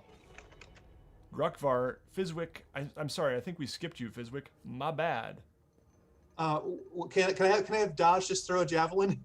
Oh yeah, absolutely. And I actually just sent you Dodge's stat block because I thought, you know what, Dodge is your homie now. Yeah. Okay. For the moment, at least. So Right. yeah, you can absolutely go do that. He has a +5 to hit with Or he has the war pick, which is also a +5, I believe. Fizwick always Or gets no, skipped. +4. Yeah, it's a miss. Sorry, Fizwick. Okay. Carry on. All right, Fizwick, my bad. You go. I'm still in stealth, right? Or do I come out of stealth because I attacked? Yeah, you do come out of stealth when you attack, so yeah. Is there any way of getting back in stealth? Yeah, absolutely. You could hide behind Clay or Nikos.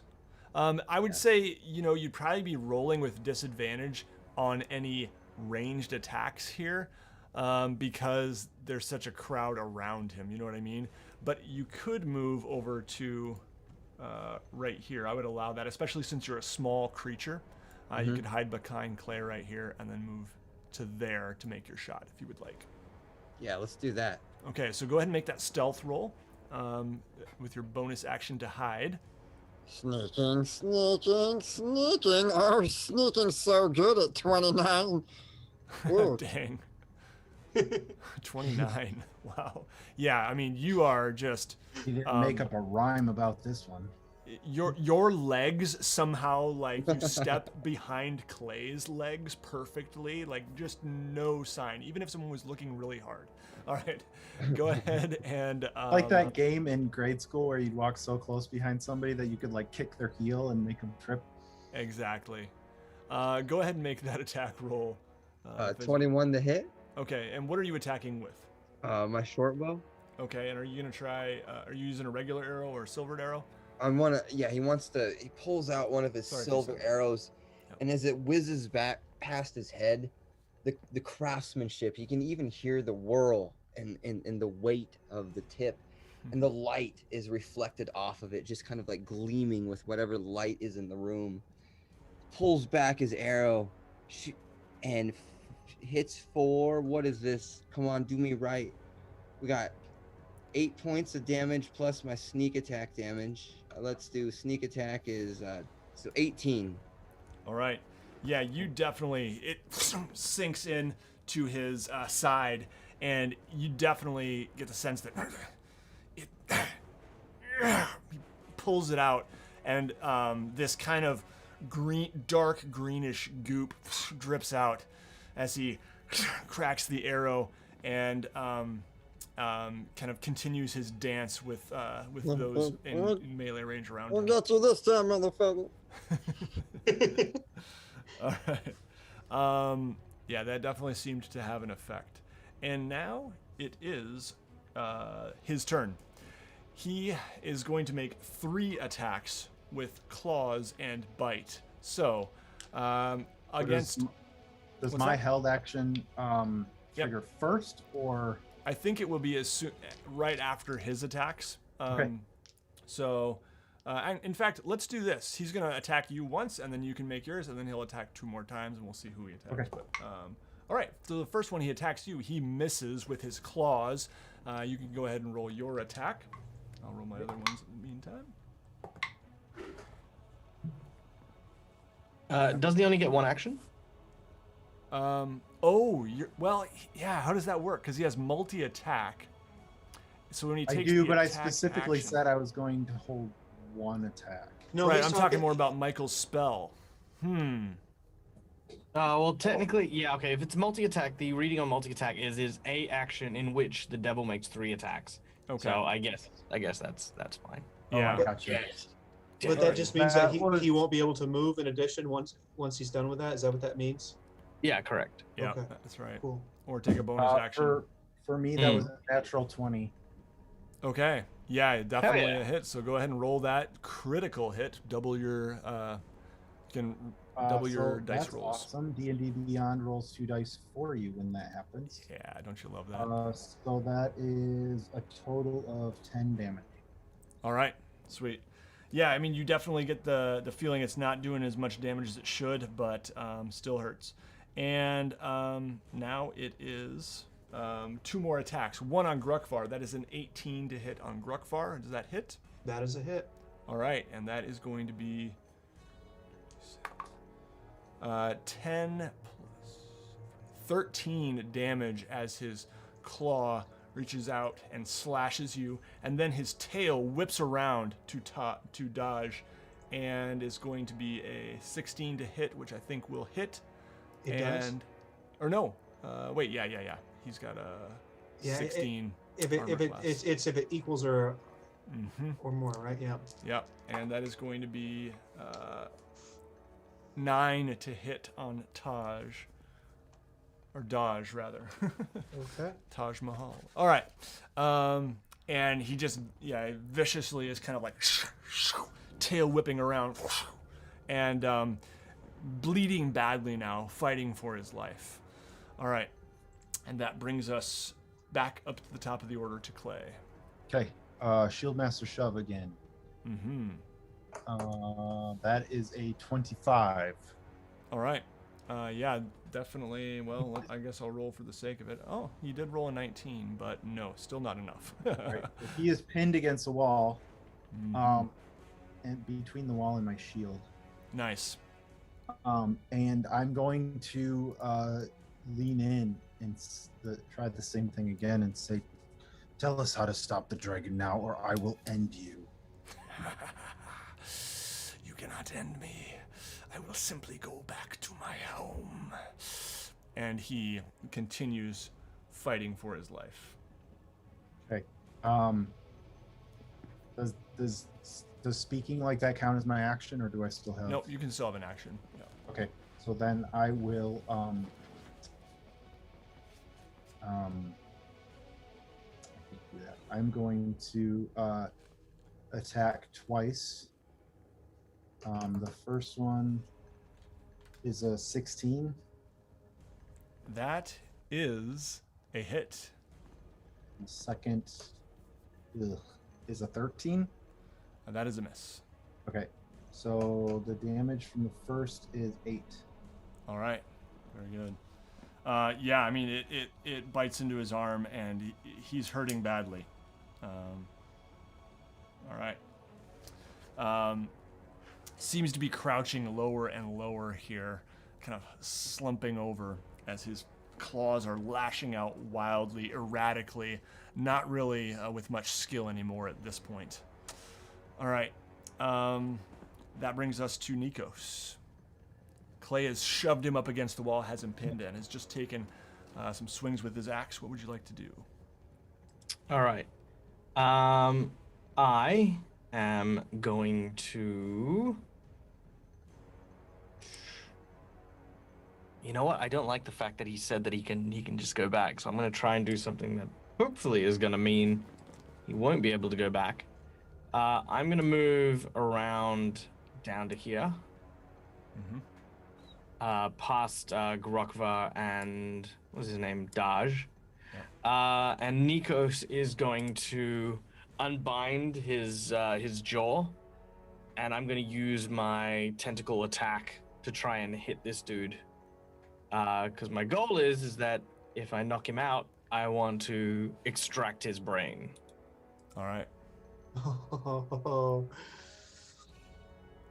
Go ahead and make that attack. That is a 24. Definitely a hit. That is a 18 points of damage. Yeah, Oh. you're And it is psychic. It is psychic damage. okay. Your goal is to incapacitate, not to kill, correct? Or to just extract the brain. It leads into the grapple first, so Yeah. I do want to, I want to incapacitate him in the grapple, as it were, You have and then done, in the following. You have done enough Yeah. damage to kill him, so I'm gonna let you narrate how this goes. All right. So Nikos, as he pulls down his mask and his jaw separates, revealing his illithid tongue, of which there are now 3, 1 primary and 2 smaller ones. This creature is wrapped around the neck and just hoisted upwards in a very sudden and jerking motion.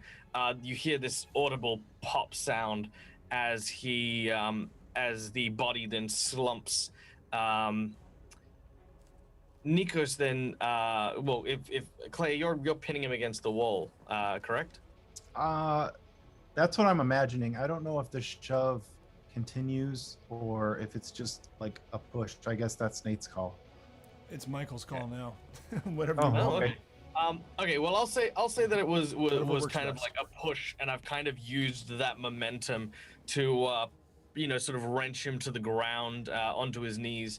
As that happens, just psychically, Nikos will say, "You will not get the chance to return to where you came from." And as that happens, the other remaining tendrils sort of reach around, grab at the face, and cut to black. And the next moment, there is a large gaping hole in like almost like this perfectly circular slice taken from the back of the skull of this devil. And the last moments, you can sort of see Nikos throwing his head back, almost like a goose, with this huge lump sliding down his throat as the body of the barbed devil collapses. Yeah, and the body just falls to the ground, and in this kind of like black smoke, these tendrils kind of curl around, and the body fades into the smoke and disappears, and these wisps are left there. And Nikos, this burns on the way down. It is a little bit different than anything you've had before. So I hope you brought. Is it a good burn, like spicy I- Chinese food, or is it like? Yeah, I basically try to just like as he's sort of choking on it, I'm just sort of gesturing to Fizwick of all people for some water, but not being able to communicate it. Just Fizwick, he wants you to set him on fire. Oh man. So, is there, Nikos? Do you, when you consume, brains, do you get anything other than nutrition from that? Like, do you get any sense of memories or feelings or anything like that? Unfortunately, I do not. Unless the GM is willing to allow me to do things like cast detect thoughts on the brain I'm eating. You know, I mean, I would allow that, but yeah, I don't know that you would get much in this case. Yeah, I mean, look, let's say that I would do it nonetheless, and I would then just at the very least confirm this devil did not know how to stop the mechanism or anything like that. Yeah, the devil, you got the sense that it is here, and in fact, you know now that it has been corrupting Zardarok's Sunblight, and has been really the impetus for their rise to the surface, actually. It was not Deep Dara that was behind the drive to conquer this surface realm, but rather Asmodeus whispering into Zardarok's ear through this That's not priest. better. Can we read these tablets now? Does anyone read Infernal? Let me just double check that it is Infernal. I believe it is. Yes, it is. No. Okay. Yeah. I Yep, mean, when I there said, are- when there I are said no, I mean not me. I don't know if anybody else does. 92 Bear granite with me. tablets stacked about the room. They are thick. They're heavy, about a foot and a half long and 2.5 inches thick. Certainly more efficient ways to write a novel, man. The hat that this devil was wearing is the only thing left of it here in the room, laying on top of some tablets. I want to inspect that hat. Sorry, yes, I do speak Infernal. Okay, sweet. So you get the general message that I've already given you. This is kind of the devil's manifesto, really, is what you read on these tablets. Klondorn reveals that Asmodeus, in the guise of Deep Dara, is using the Dwergar to further his interests. So yeah, that's about it. Confirmed. The hat, Grukvar, You Can do it tell us what houses we belong to? get the sense that it has some magical properties. And we'll just say you did notice that as the hat flew off the head, is when the transformation began to this barbed devil. I would like to do. I would like to cast. Just 1 second here. Fizwick hands Nikos a flask to wash down his monster brain. He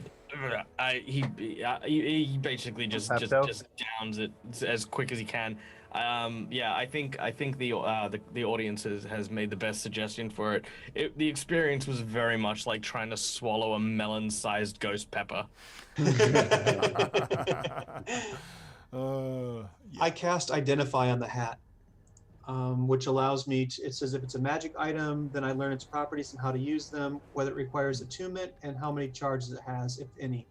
Yep. I learn any spells that are affecting the item and what they are. If the item was created by a spell, I learn which spell created it. This is a hat of disguise. After attunement, you can cast the disguise self spell at will while wearing this hat. Wow. Okay. The spell will end if the hat is removed. I want to just give a brief synopsis of that to the group and then say that I'll keep it for the time being. Oh, that's cool, man. But Nikos just drank a whole flask of oil and he didn't even say anything. I don't even think he knew. He cannot taste anything. To Grukvar, I say, you can have it. Okay. Is anyone in any need of any healing? Is anyone flagging? I have superfluous injuries. I'm completely fine. Then let's carry on then. Well, that being said, I also have somewhat expent most of my magical resources. Most being, I probably have a few tiny little smidgens of power left in me. It has been a very long few hours. Then Dodge. perhaps we should. Go ahead. We should rest. Perhaps we should rest soon. And perhaps we should do a brief review of the entire area down here. I know we are hoping to go up topside soon, but it might be best for us to just do a quick run around now that we know there's more going on than what met the eye. I mean, I can keep going if you all want to brave the rest of the tower. Can we see any more details to this room? It just looks like maybe there might. Yeah, there's just a bunch of stone tablets and debris, really. Little carving Did tools. we hear anything through the doors next to Dodge? You hear the sound of the mechanical sound I described before, and Daj says, "Right there, that's the elevator. But usually there's a Durgar hammer guarding it. Perhaps I should go in first and check." Very well, then let's send you in. He cracks the door open and steps in. You see his back. You can't see into the room much, but you see him give a nod, and then he exits the room and says, "Sure enough, one lone Durgar hammerer." Clay steps around him and walks into the room, draws both of his axes, ready to fight. You guys just get this sense from Clay that Clay is bold and adventurous, but he's acting even more so than usual. We'll just say that. Oh yeah, absolutely. All right, here we Like go. Nikos is trying to catch his breath. Hasn't really had time to even process the mind flayer thing, and Clay's just like sprinted off in a random direction. Yeah, and Dodge was like, "Perhaps we could," and then just Clay bursts into the room. All right, let's roll initiative. Apparently, I walk into a giant cogwheel. Yep. Bong. You know what? Perhaps while Clay is fighting, we can go and search the rest of the level. Don't worry, guys. I got this. All right. Yeah. Go ahead and everyone roll initiative. Anyone who wants to stick around here. 22. 11. All right. So Clay got a 22. Fizwick, what'd you get? 11. All right. Anyone else? How did the master bedroom look? Did it look like really nice? The bedroom that you were in before. You gonna go take a nap? You mean Yeah, I'm over on totally the taking that. other side? Yeah, I mean it was like a guest bedroom. And I will actually show you what you would see here.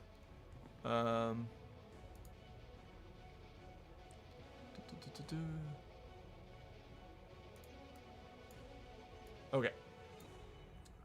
Oh, sorry.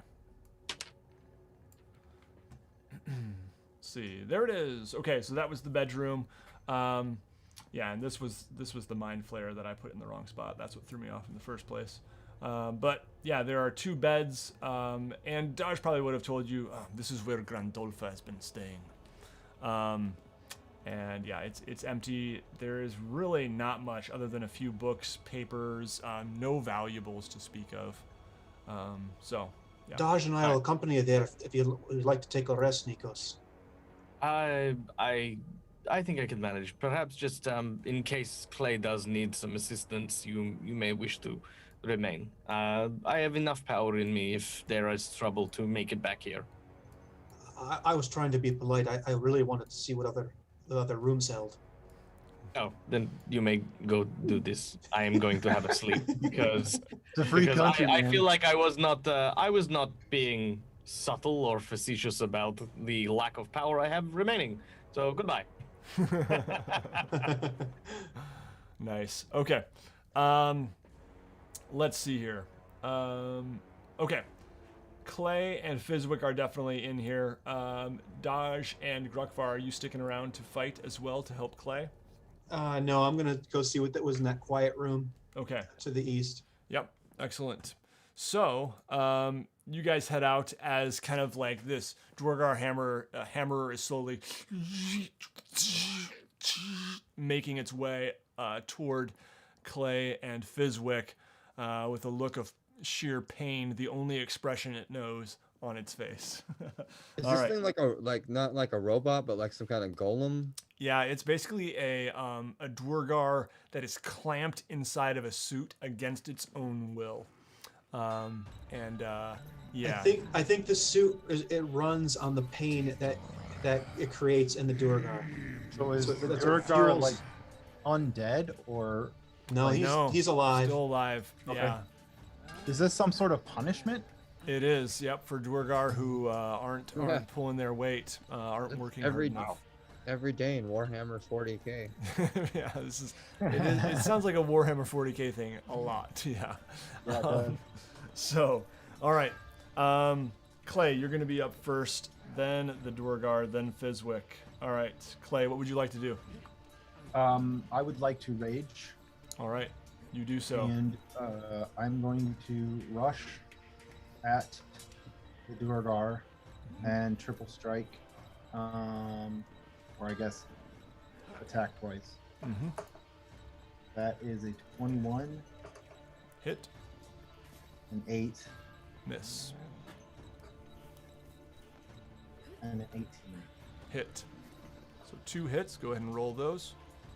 7 and 6 for damage. All right. 7 and I'm 6. sorry, I'm raging. So it's 9 and 8. 17 points of damage. Yeah, that hurts it. You see bits of metal go flying.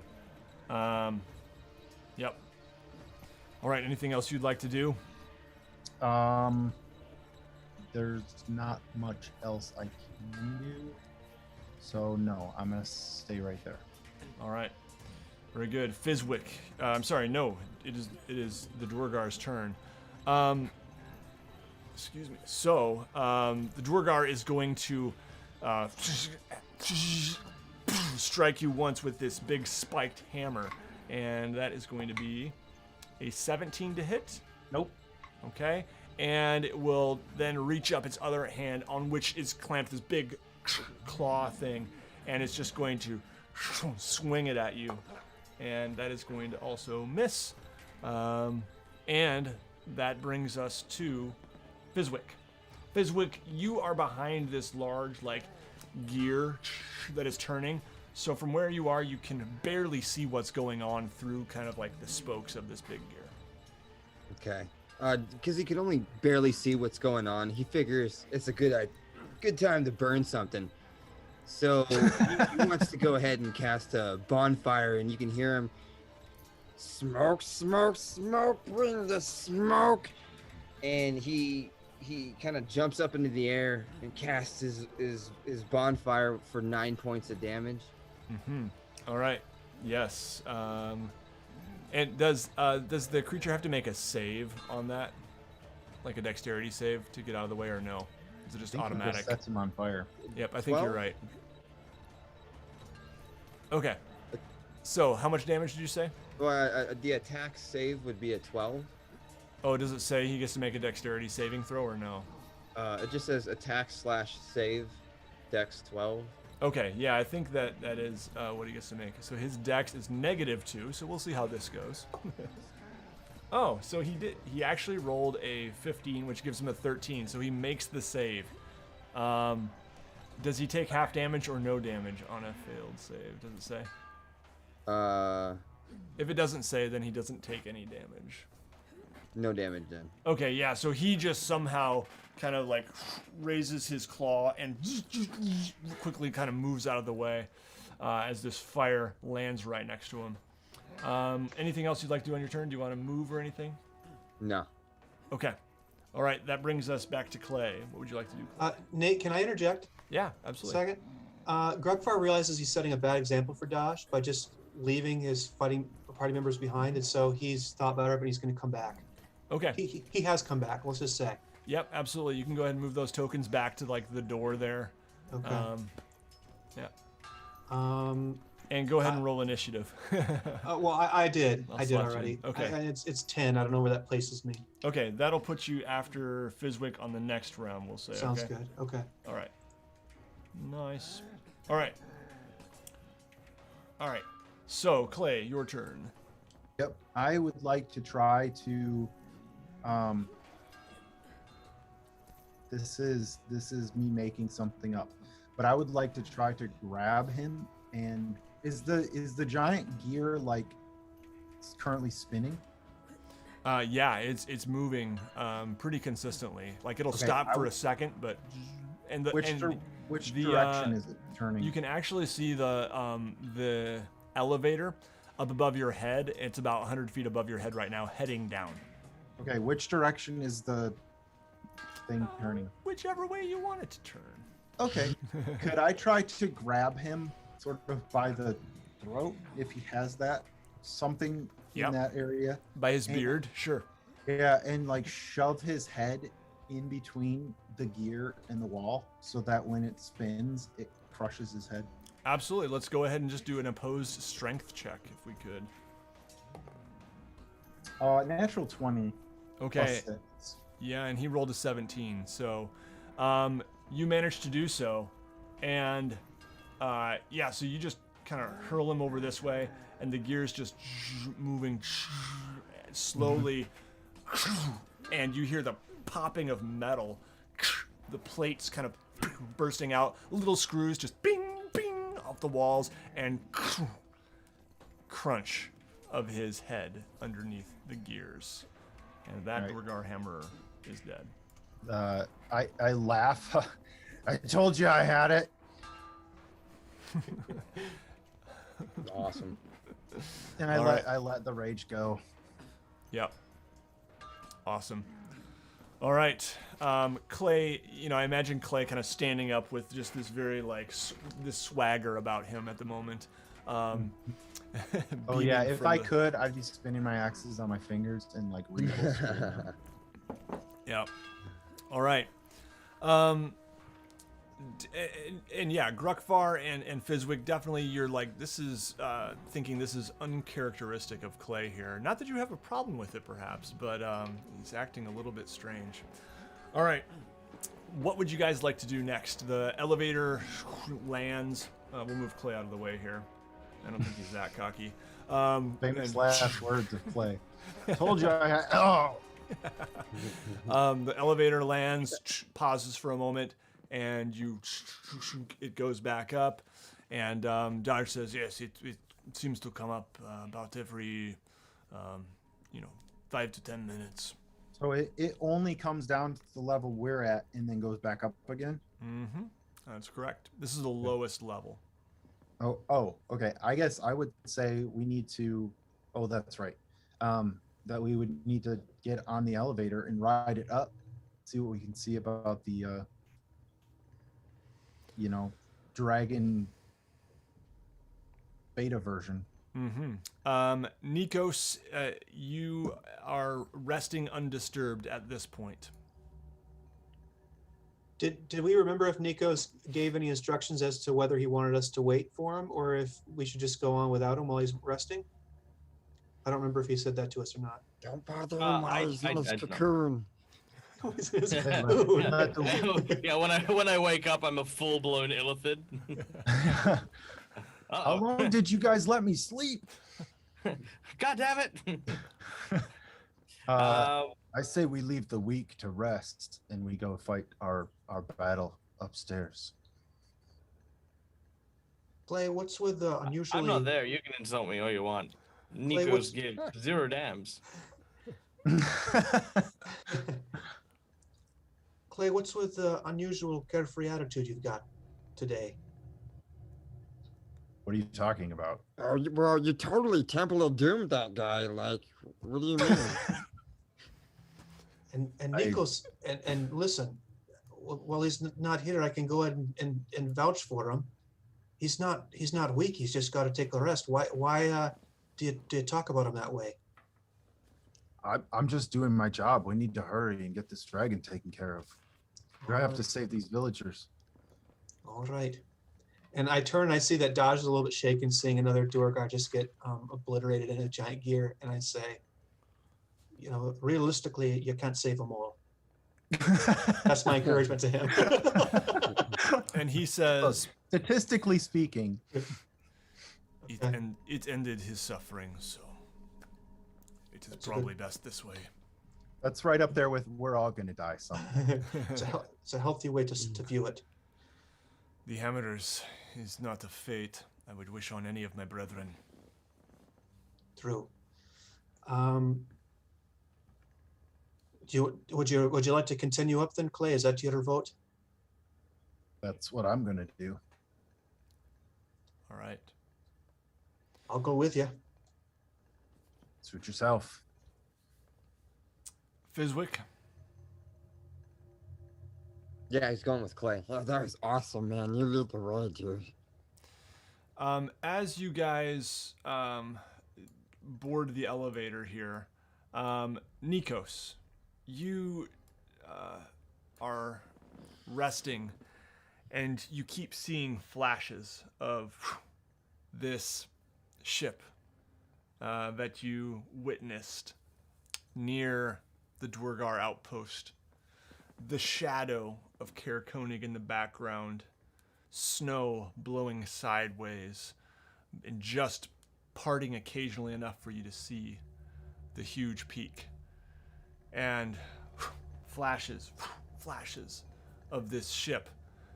You see the smoke curling up toward the sky from its ruins. A nautiloid ship, that of the Mind Flayers. And you've studied these, you know them, but this one is not merely something you've studied. This is more personal. And you sleep fitfully. But it is sleep.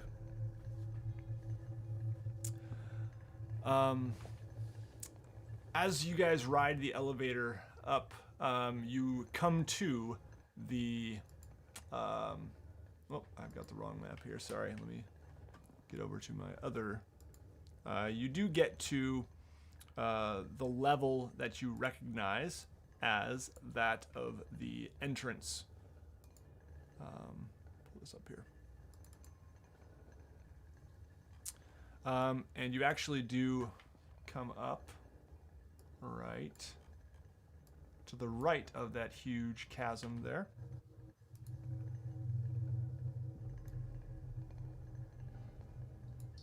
Into this room right here. The elevator pauses for a moment. You do see that it could continue up, and Dodge quickly hops off and says, "Do we want to get off here or continue to the top?" I'm going to give a brief report to Grandolpha, and then we'll continue on our way. You do What? that. I will. I'm gonna continue up to the top. Oh, you guys are already. So, Yes, Fizwick. the elevator pauses, presumably for people to get on or off. But, what triggers the elevator movement? Is it just continuous, or are there people asking for it to come to certain floors somehow? It is continuous. It is just, the gears keep going, and yeah. I just pop my head into Grandolpha's room and say, and I show her some evidence of Zardrak's death, like I got maybe a little shred of his cloak or something, and I say, "The fortress is all yours now. But I say this, my only request, and it's not a request, it's a demand.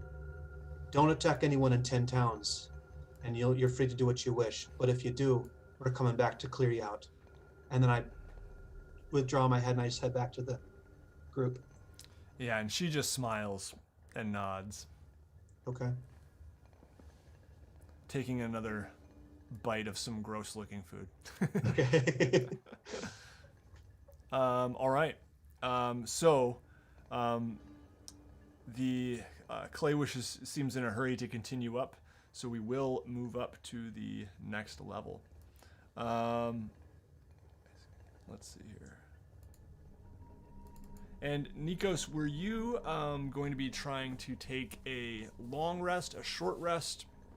Where are you at there? I will need a long rest to get any of my abilities back. Yeah. So you are. Unless I want to start brawling people. Yeah. Okay. You are sleepy sleep. Okay. Slip is slip. But I will secure the door and stuff like that. Just to this area. I presume that there's a locking mechanism or some sort of thing to. I'll say that you could probably find like a chain with a padlock of some kind, and it could secure the door. In addition, maybe shoving a chair up or something, to give it a little extra security as you rest. Yep. And you are undisturbed. All right. I am going to show you where you guys come up here. All right. There we go. Let's get your tokens out on the map. This will be Dodge and Fizwick and Clay and Grucky. All right. So there we are. You guys do see up ahead a bend, and you can't see quite around the corner. But, the elevator pauses for a moment and then continues its path back down to the depths. I turn to Fizz and Clay and say,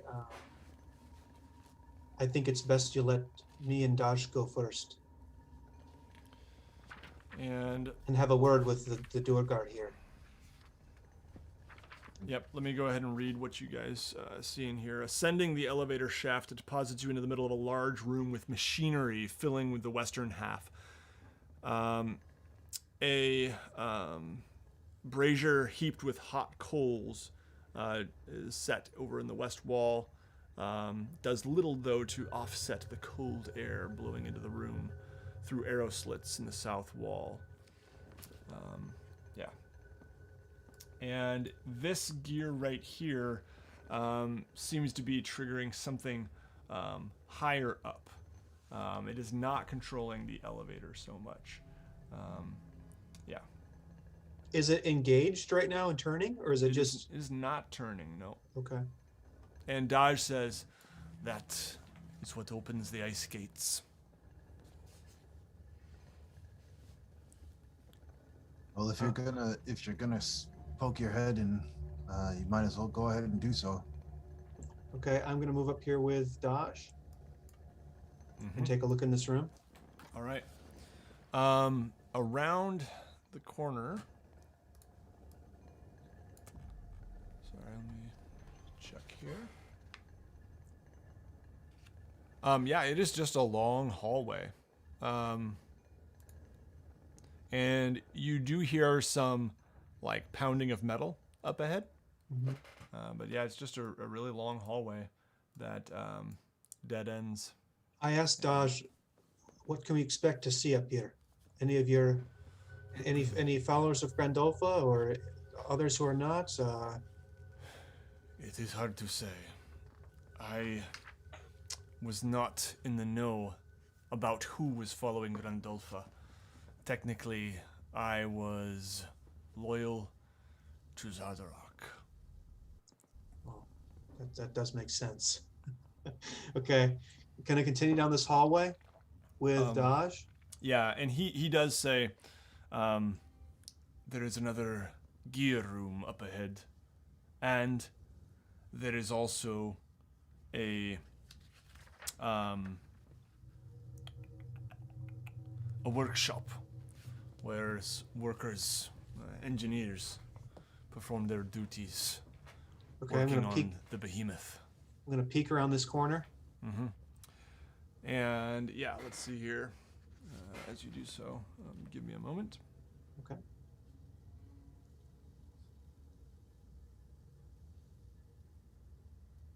I didn't pass any doors or anything, did I? There's no doors. It's just appears to just be a hallway. Yeah, I think it is actually a room here. Sorry. Okay.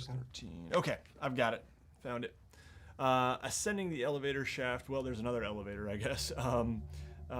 You see around here a Duergar stands in front of a table here, and let me just reveal this next.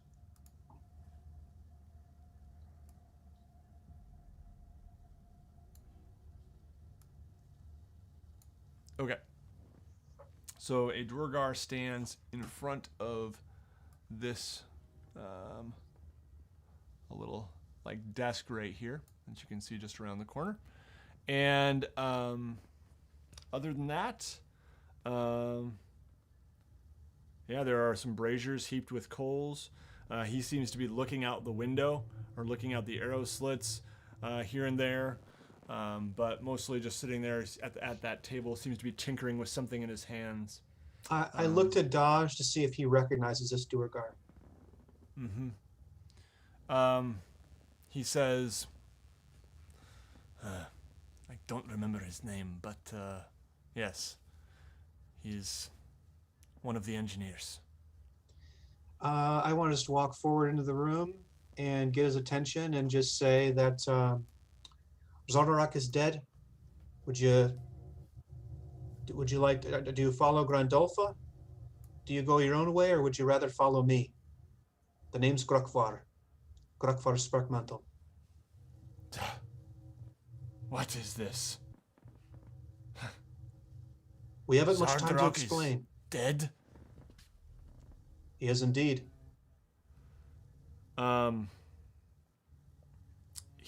There are two Duergar hammerers that you can now see up against the wall here, and he kind of holds up his hand to stop them. Sorry, let's see here. Where be my Duergar hammerers? There we go. Yeah, so he kind of, holds them at bay here, and just kind of holds his hand out, stopping them. And you guys can, Fizwick, you can move your token too if you would be up here with them. But he kind of drops his war pick at his side and just says, I don't want any trouble. I value my life. I push between the two Duragar in front of me and I say, "Tell us how to control the dragons." There is no controlling them. They are pre-enchanted to follow what they're set to do. How do we stop them? You attack. They're not invincible. We were told there was a prototype of some kind on this floor. Is that the case? He nods. The door to the north. Hmm. There's a door there. You say they're not invincible. Do they have any weak spots? Not really. They're heavily armored. I walk over to the door that he nodded at and smirk at the hammerer as I poke my nose into the next room. Mm-hmm. The next room is an absolute mess of jumbled parts. But there is... Just a moment here.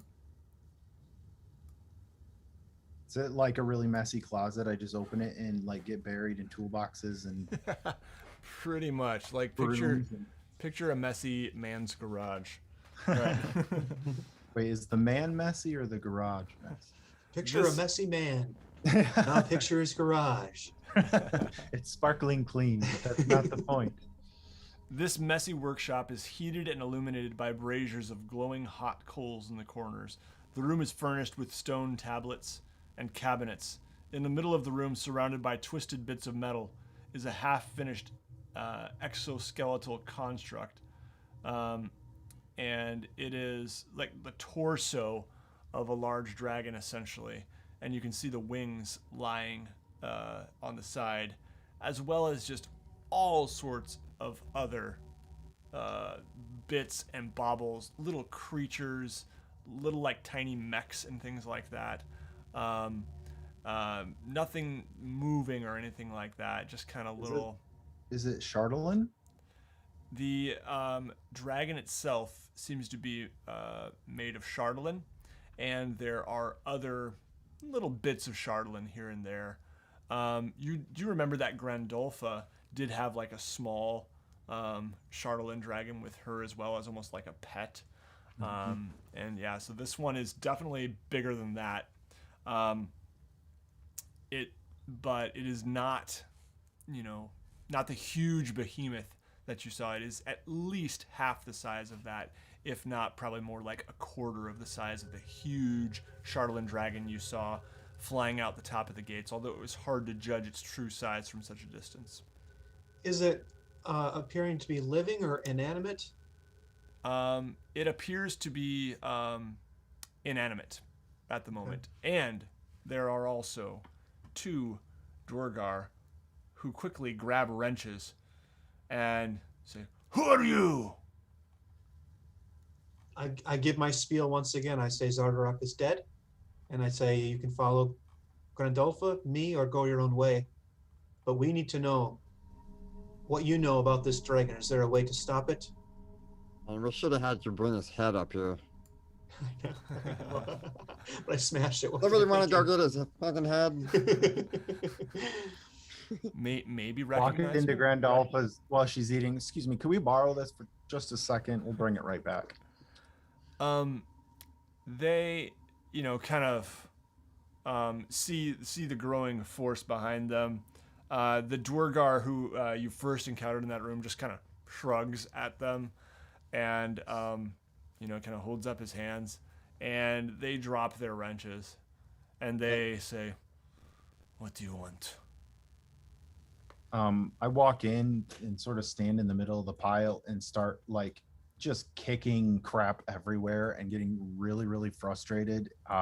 And just yell, "This isn't gonna help me. How am I gonna protect all those people?" And I just start I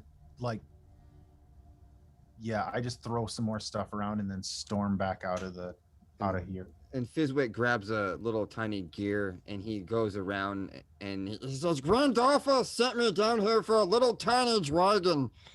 does he see like a little tiny like mech that he can maybe put in his pocket to take back to Elias?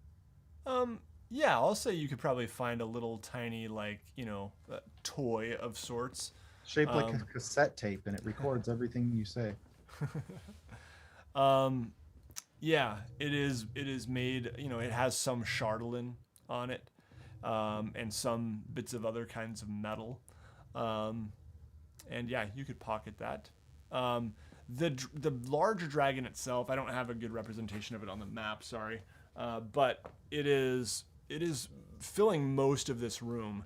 Its tail kind of curled around through the corner, and yeah, the wings are actually like kind of stacked neatly up against the wall. These huge wings, and yeah, its length takes up most of this room. I say to the closest engineer or designer, how close is this to being operational? Well, we would just have to fasten the wings. It never worked all that well, but it was a start. A proof of concept.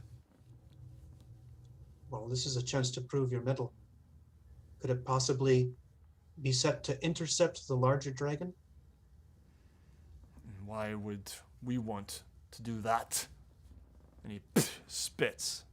Clay pipes up now and walks over, pulls out one of his axes, and walks over and puts it at the Durgar's throat and says, "Because it's that or your life." He kind of is very startled at this hulking water genasi stalking towards him, and we could see what we can do. And he kind of throws a wrench against the wall. Bing! It rings out, and That's what starts I thought. stroking his beard in frustration. Do you guys got any explosives we can mount on this thing? Send it back to Mama? He I mean, it says, seems like a good idea, right? Like some. Only if you ride them down wearing a cowboy hat. Oh, totally do it. And The one that's not jumping to start working on this, I say, well, he's working. Can you give us a rundown of this beast's capabilities? the one who you first encountered in the other room? Or yeah, or the one of other guy in engineers? the room that Oh. I wasn't threatened. Yeah, the one that doesn't have Clay's axe to his throat. Got it. Yeah, Yeah. Yeah, he says, well, my partner over there, he has the powers of enchantment. We're just the engineers here. And you do see that this guy is kind of wearing like a sash with some inscriptions on it. Seems to be a spellcaster of some sort. And but also, handy with a wrench. He says, there's an enchantment that sort of gives it its task. And we'd have to fasten the wings as well. what's its task? Do you have any proof that Zardrock is dead, though? You can go down to the basement and take a look for yourself if you got the time.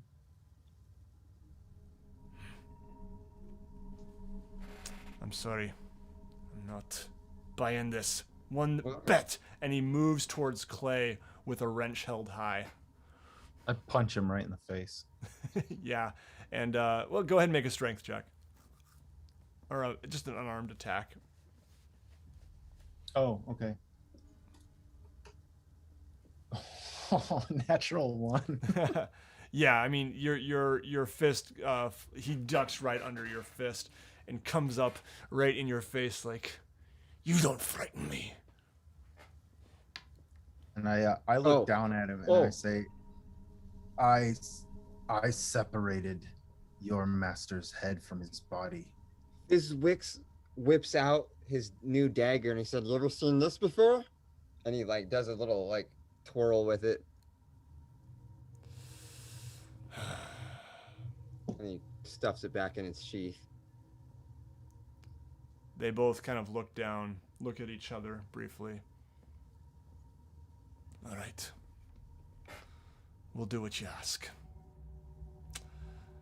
I'm gonna Nikos. put a bomb on it.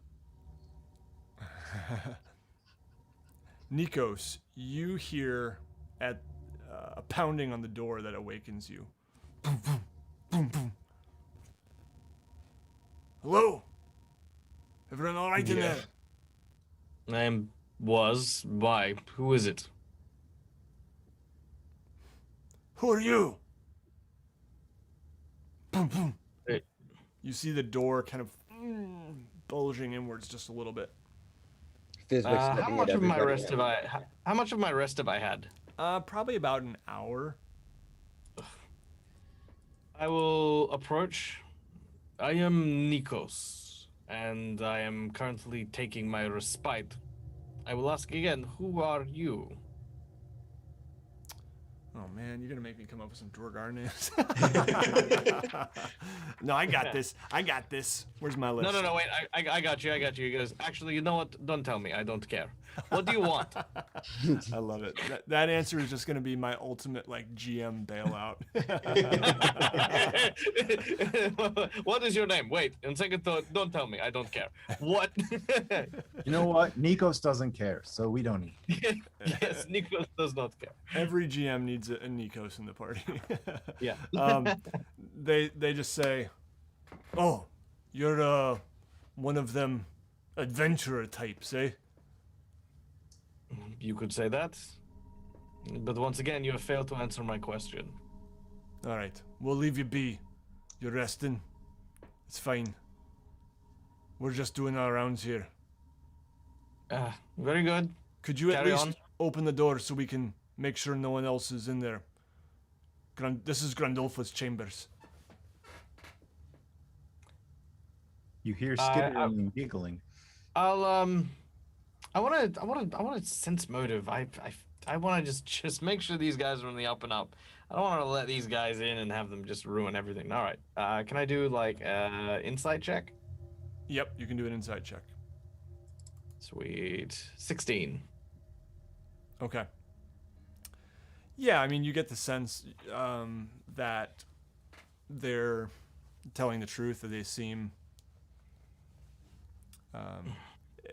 you recognize the voice of perhaps one of the specific Duergar who was on Grandolpho's side. Okay. Yeah, I'll sigh and then I'll say, very well. But after which I do not wish to be disturbed, and I will unlock the chain and allow them to search the room. Mm-hmm. Yeah, they don't go in really. They just kind of look around briefly, say, "All right, we'll let you get some rest," and they march off down the hall. And I think that is where we're going to end this session. Oh, go ahead. Just as a bit of flavor, I'm also going to be using the dragon's heart as like a makeshift heater for this room. Like I'm just putting it there and just like, bliss. That's good. You're not like snuggling it. I think it might be a bit hot to snuggle. Like if you have a hug an electric heater, yeah, it's definitely on a bed adjacent. You know. Yeah. Up above, the clanking of steel and chatelaine continues as these Duergar work to fasten the wings of this huge construct. And I think that is where we're going to end the session. So, under construction, we'll see what happens with this this large construct, and we'll see if Nikos can manage to get some good rest here. That's the real cliffhanger, right? Like, yeah, that's the real Nikos gonna cliffhanger. It's wake like, up will happy? Nikos manage to get through his 8 hours? I mean, I know it's super inopportune, right? But all I could think of is either they're gonna find the way to turn off the thing, which is fine and dandy, or we're gonna have to deal with the dragon when either it's done with the 10 towns or whatever, because it'll be a few hours before we can even make it anywhere. And I currently have the ability to cast Firebolt and Detect Thoughts. Not what I want to be armed with as I go up against a dragon. So I'm having my rest, and you guys can go, play patty cake with some Duragar. Cause so I'm like, yeah, no, I'm good. I just have a nap. Yeah. Yep. Well, cool. Well, thank you guys for a great session, and thank you to all our viewers for hanging out with us here as we play some D&D and continue our adventures. Thank you also to Hero Forge for sponsoring this series and for supporting the channel. Make sure you go check out heroforge.com, and don't forget that sweet deal they got going on right now for $5 off color minis. You can follow them on Twitter, and you'll see more details about that as well. So thank you all, and we'll be playing again in 2 weeks, which will be June, the month of June already, June the 7th. So we look forward to seeing you then. All right, peace out, everybody. Bye.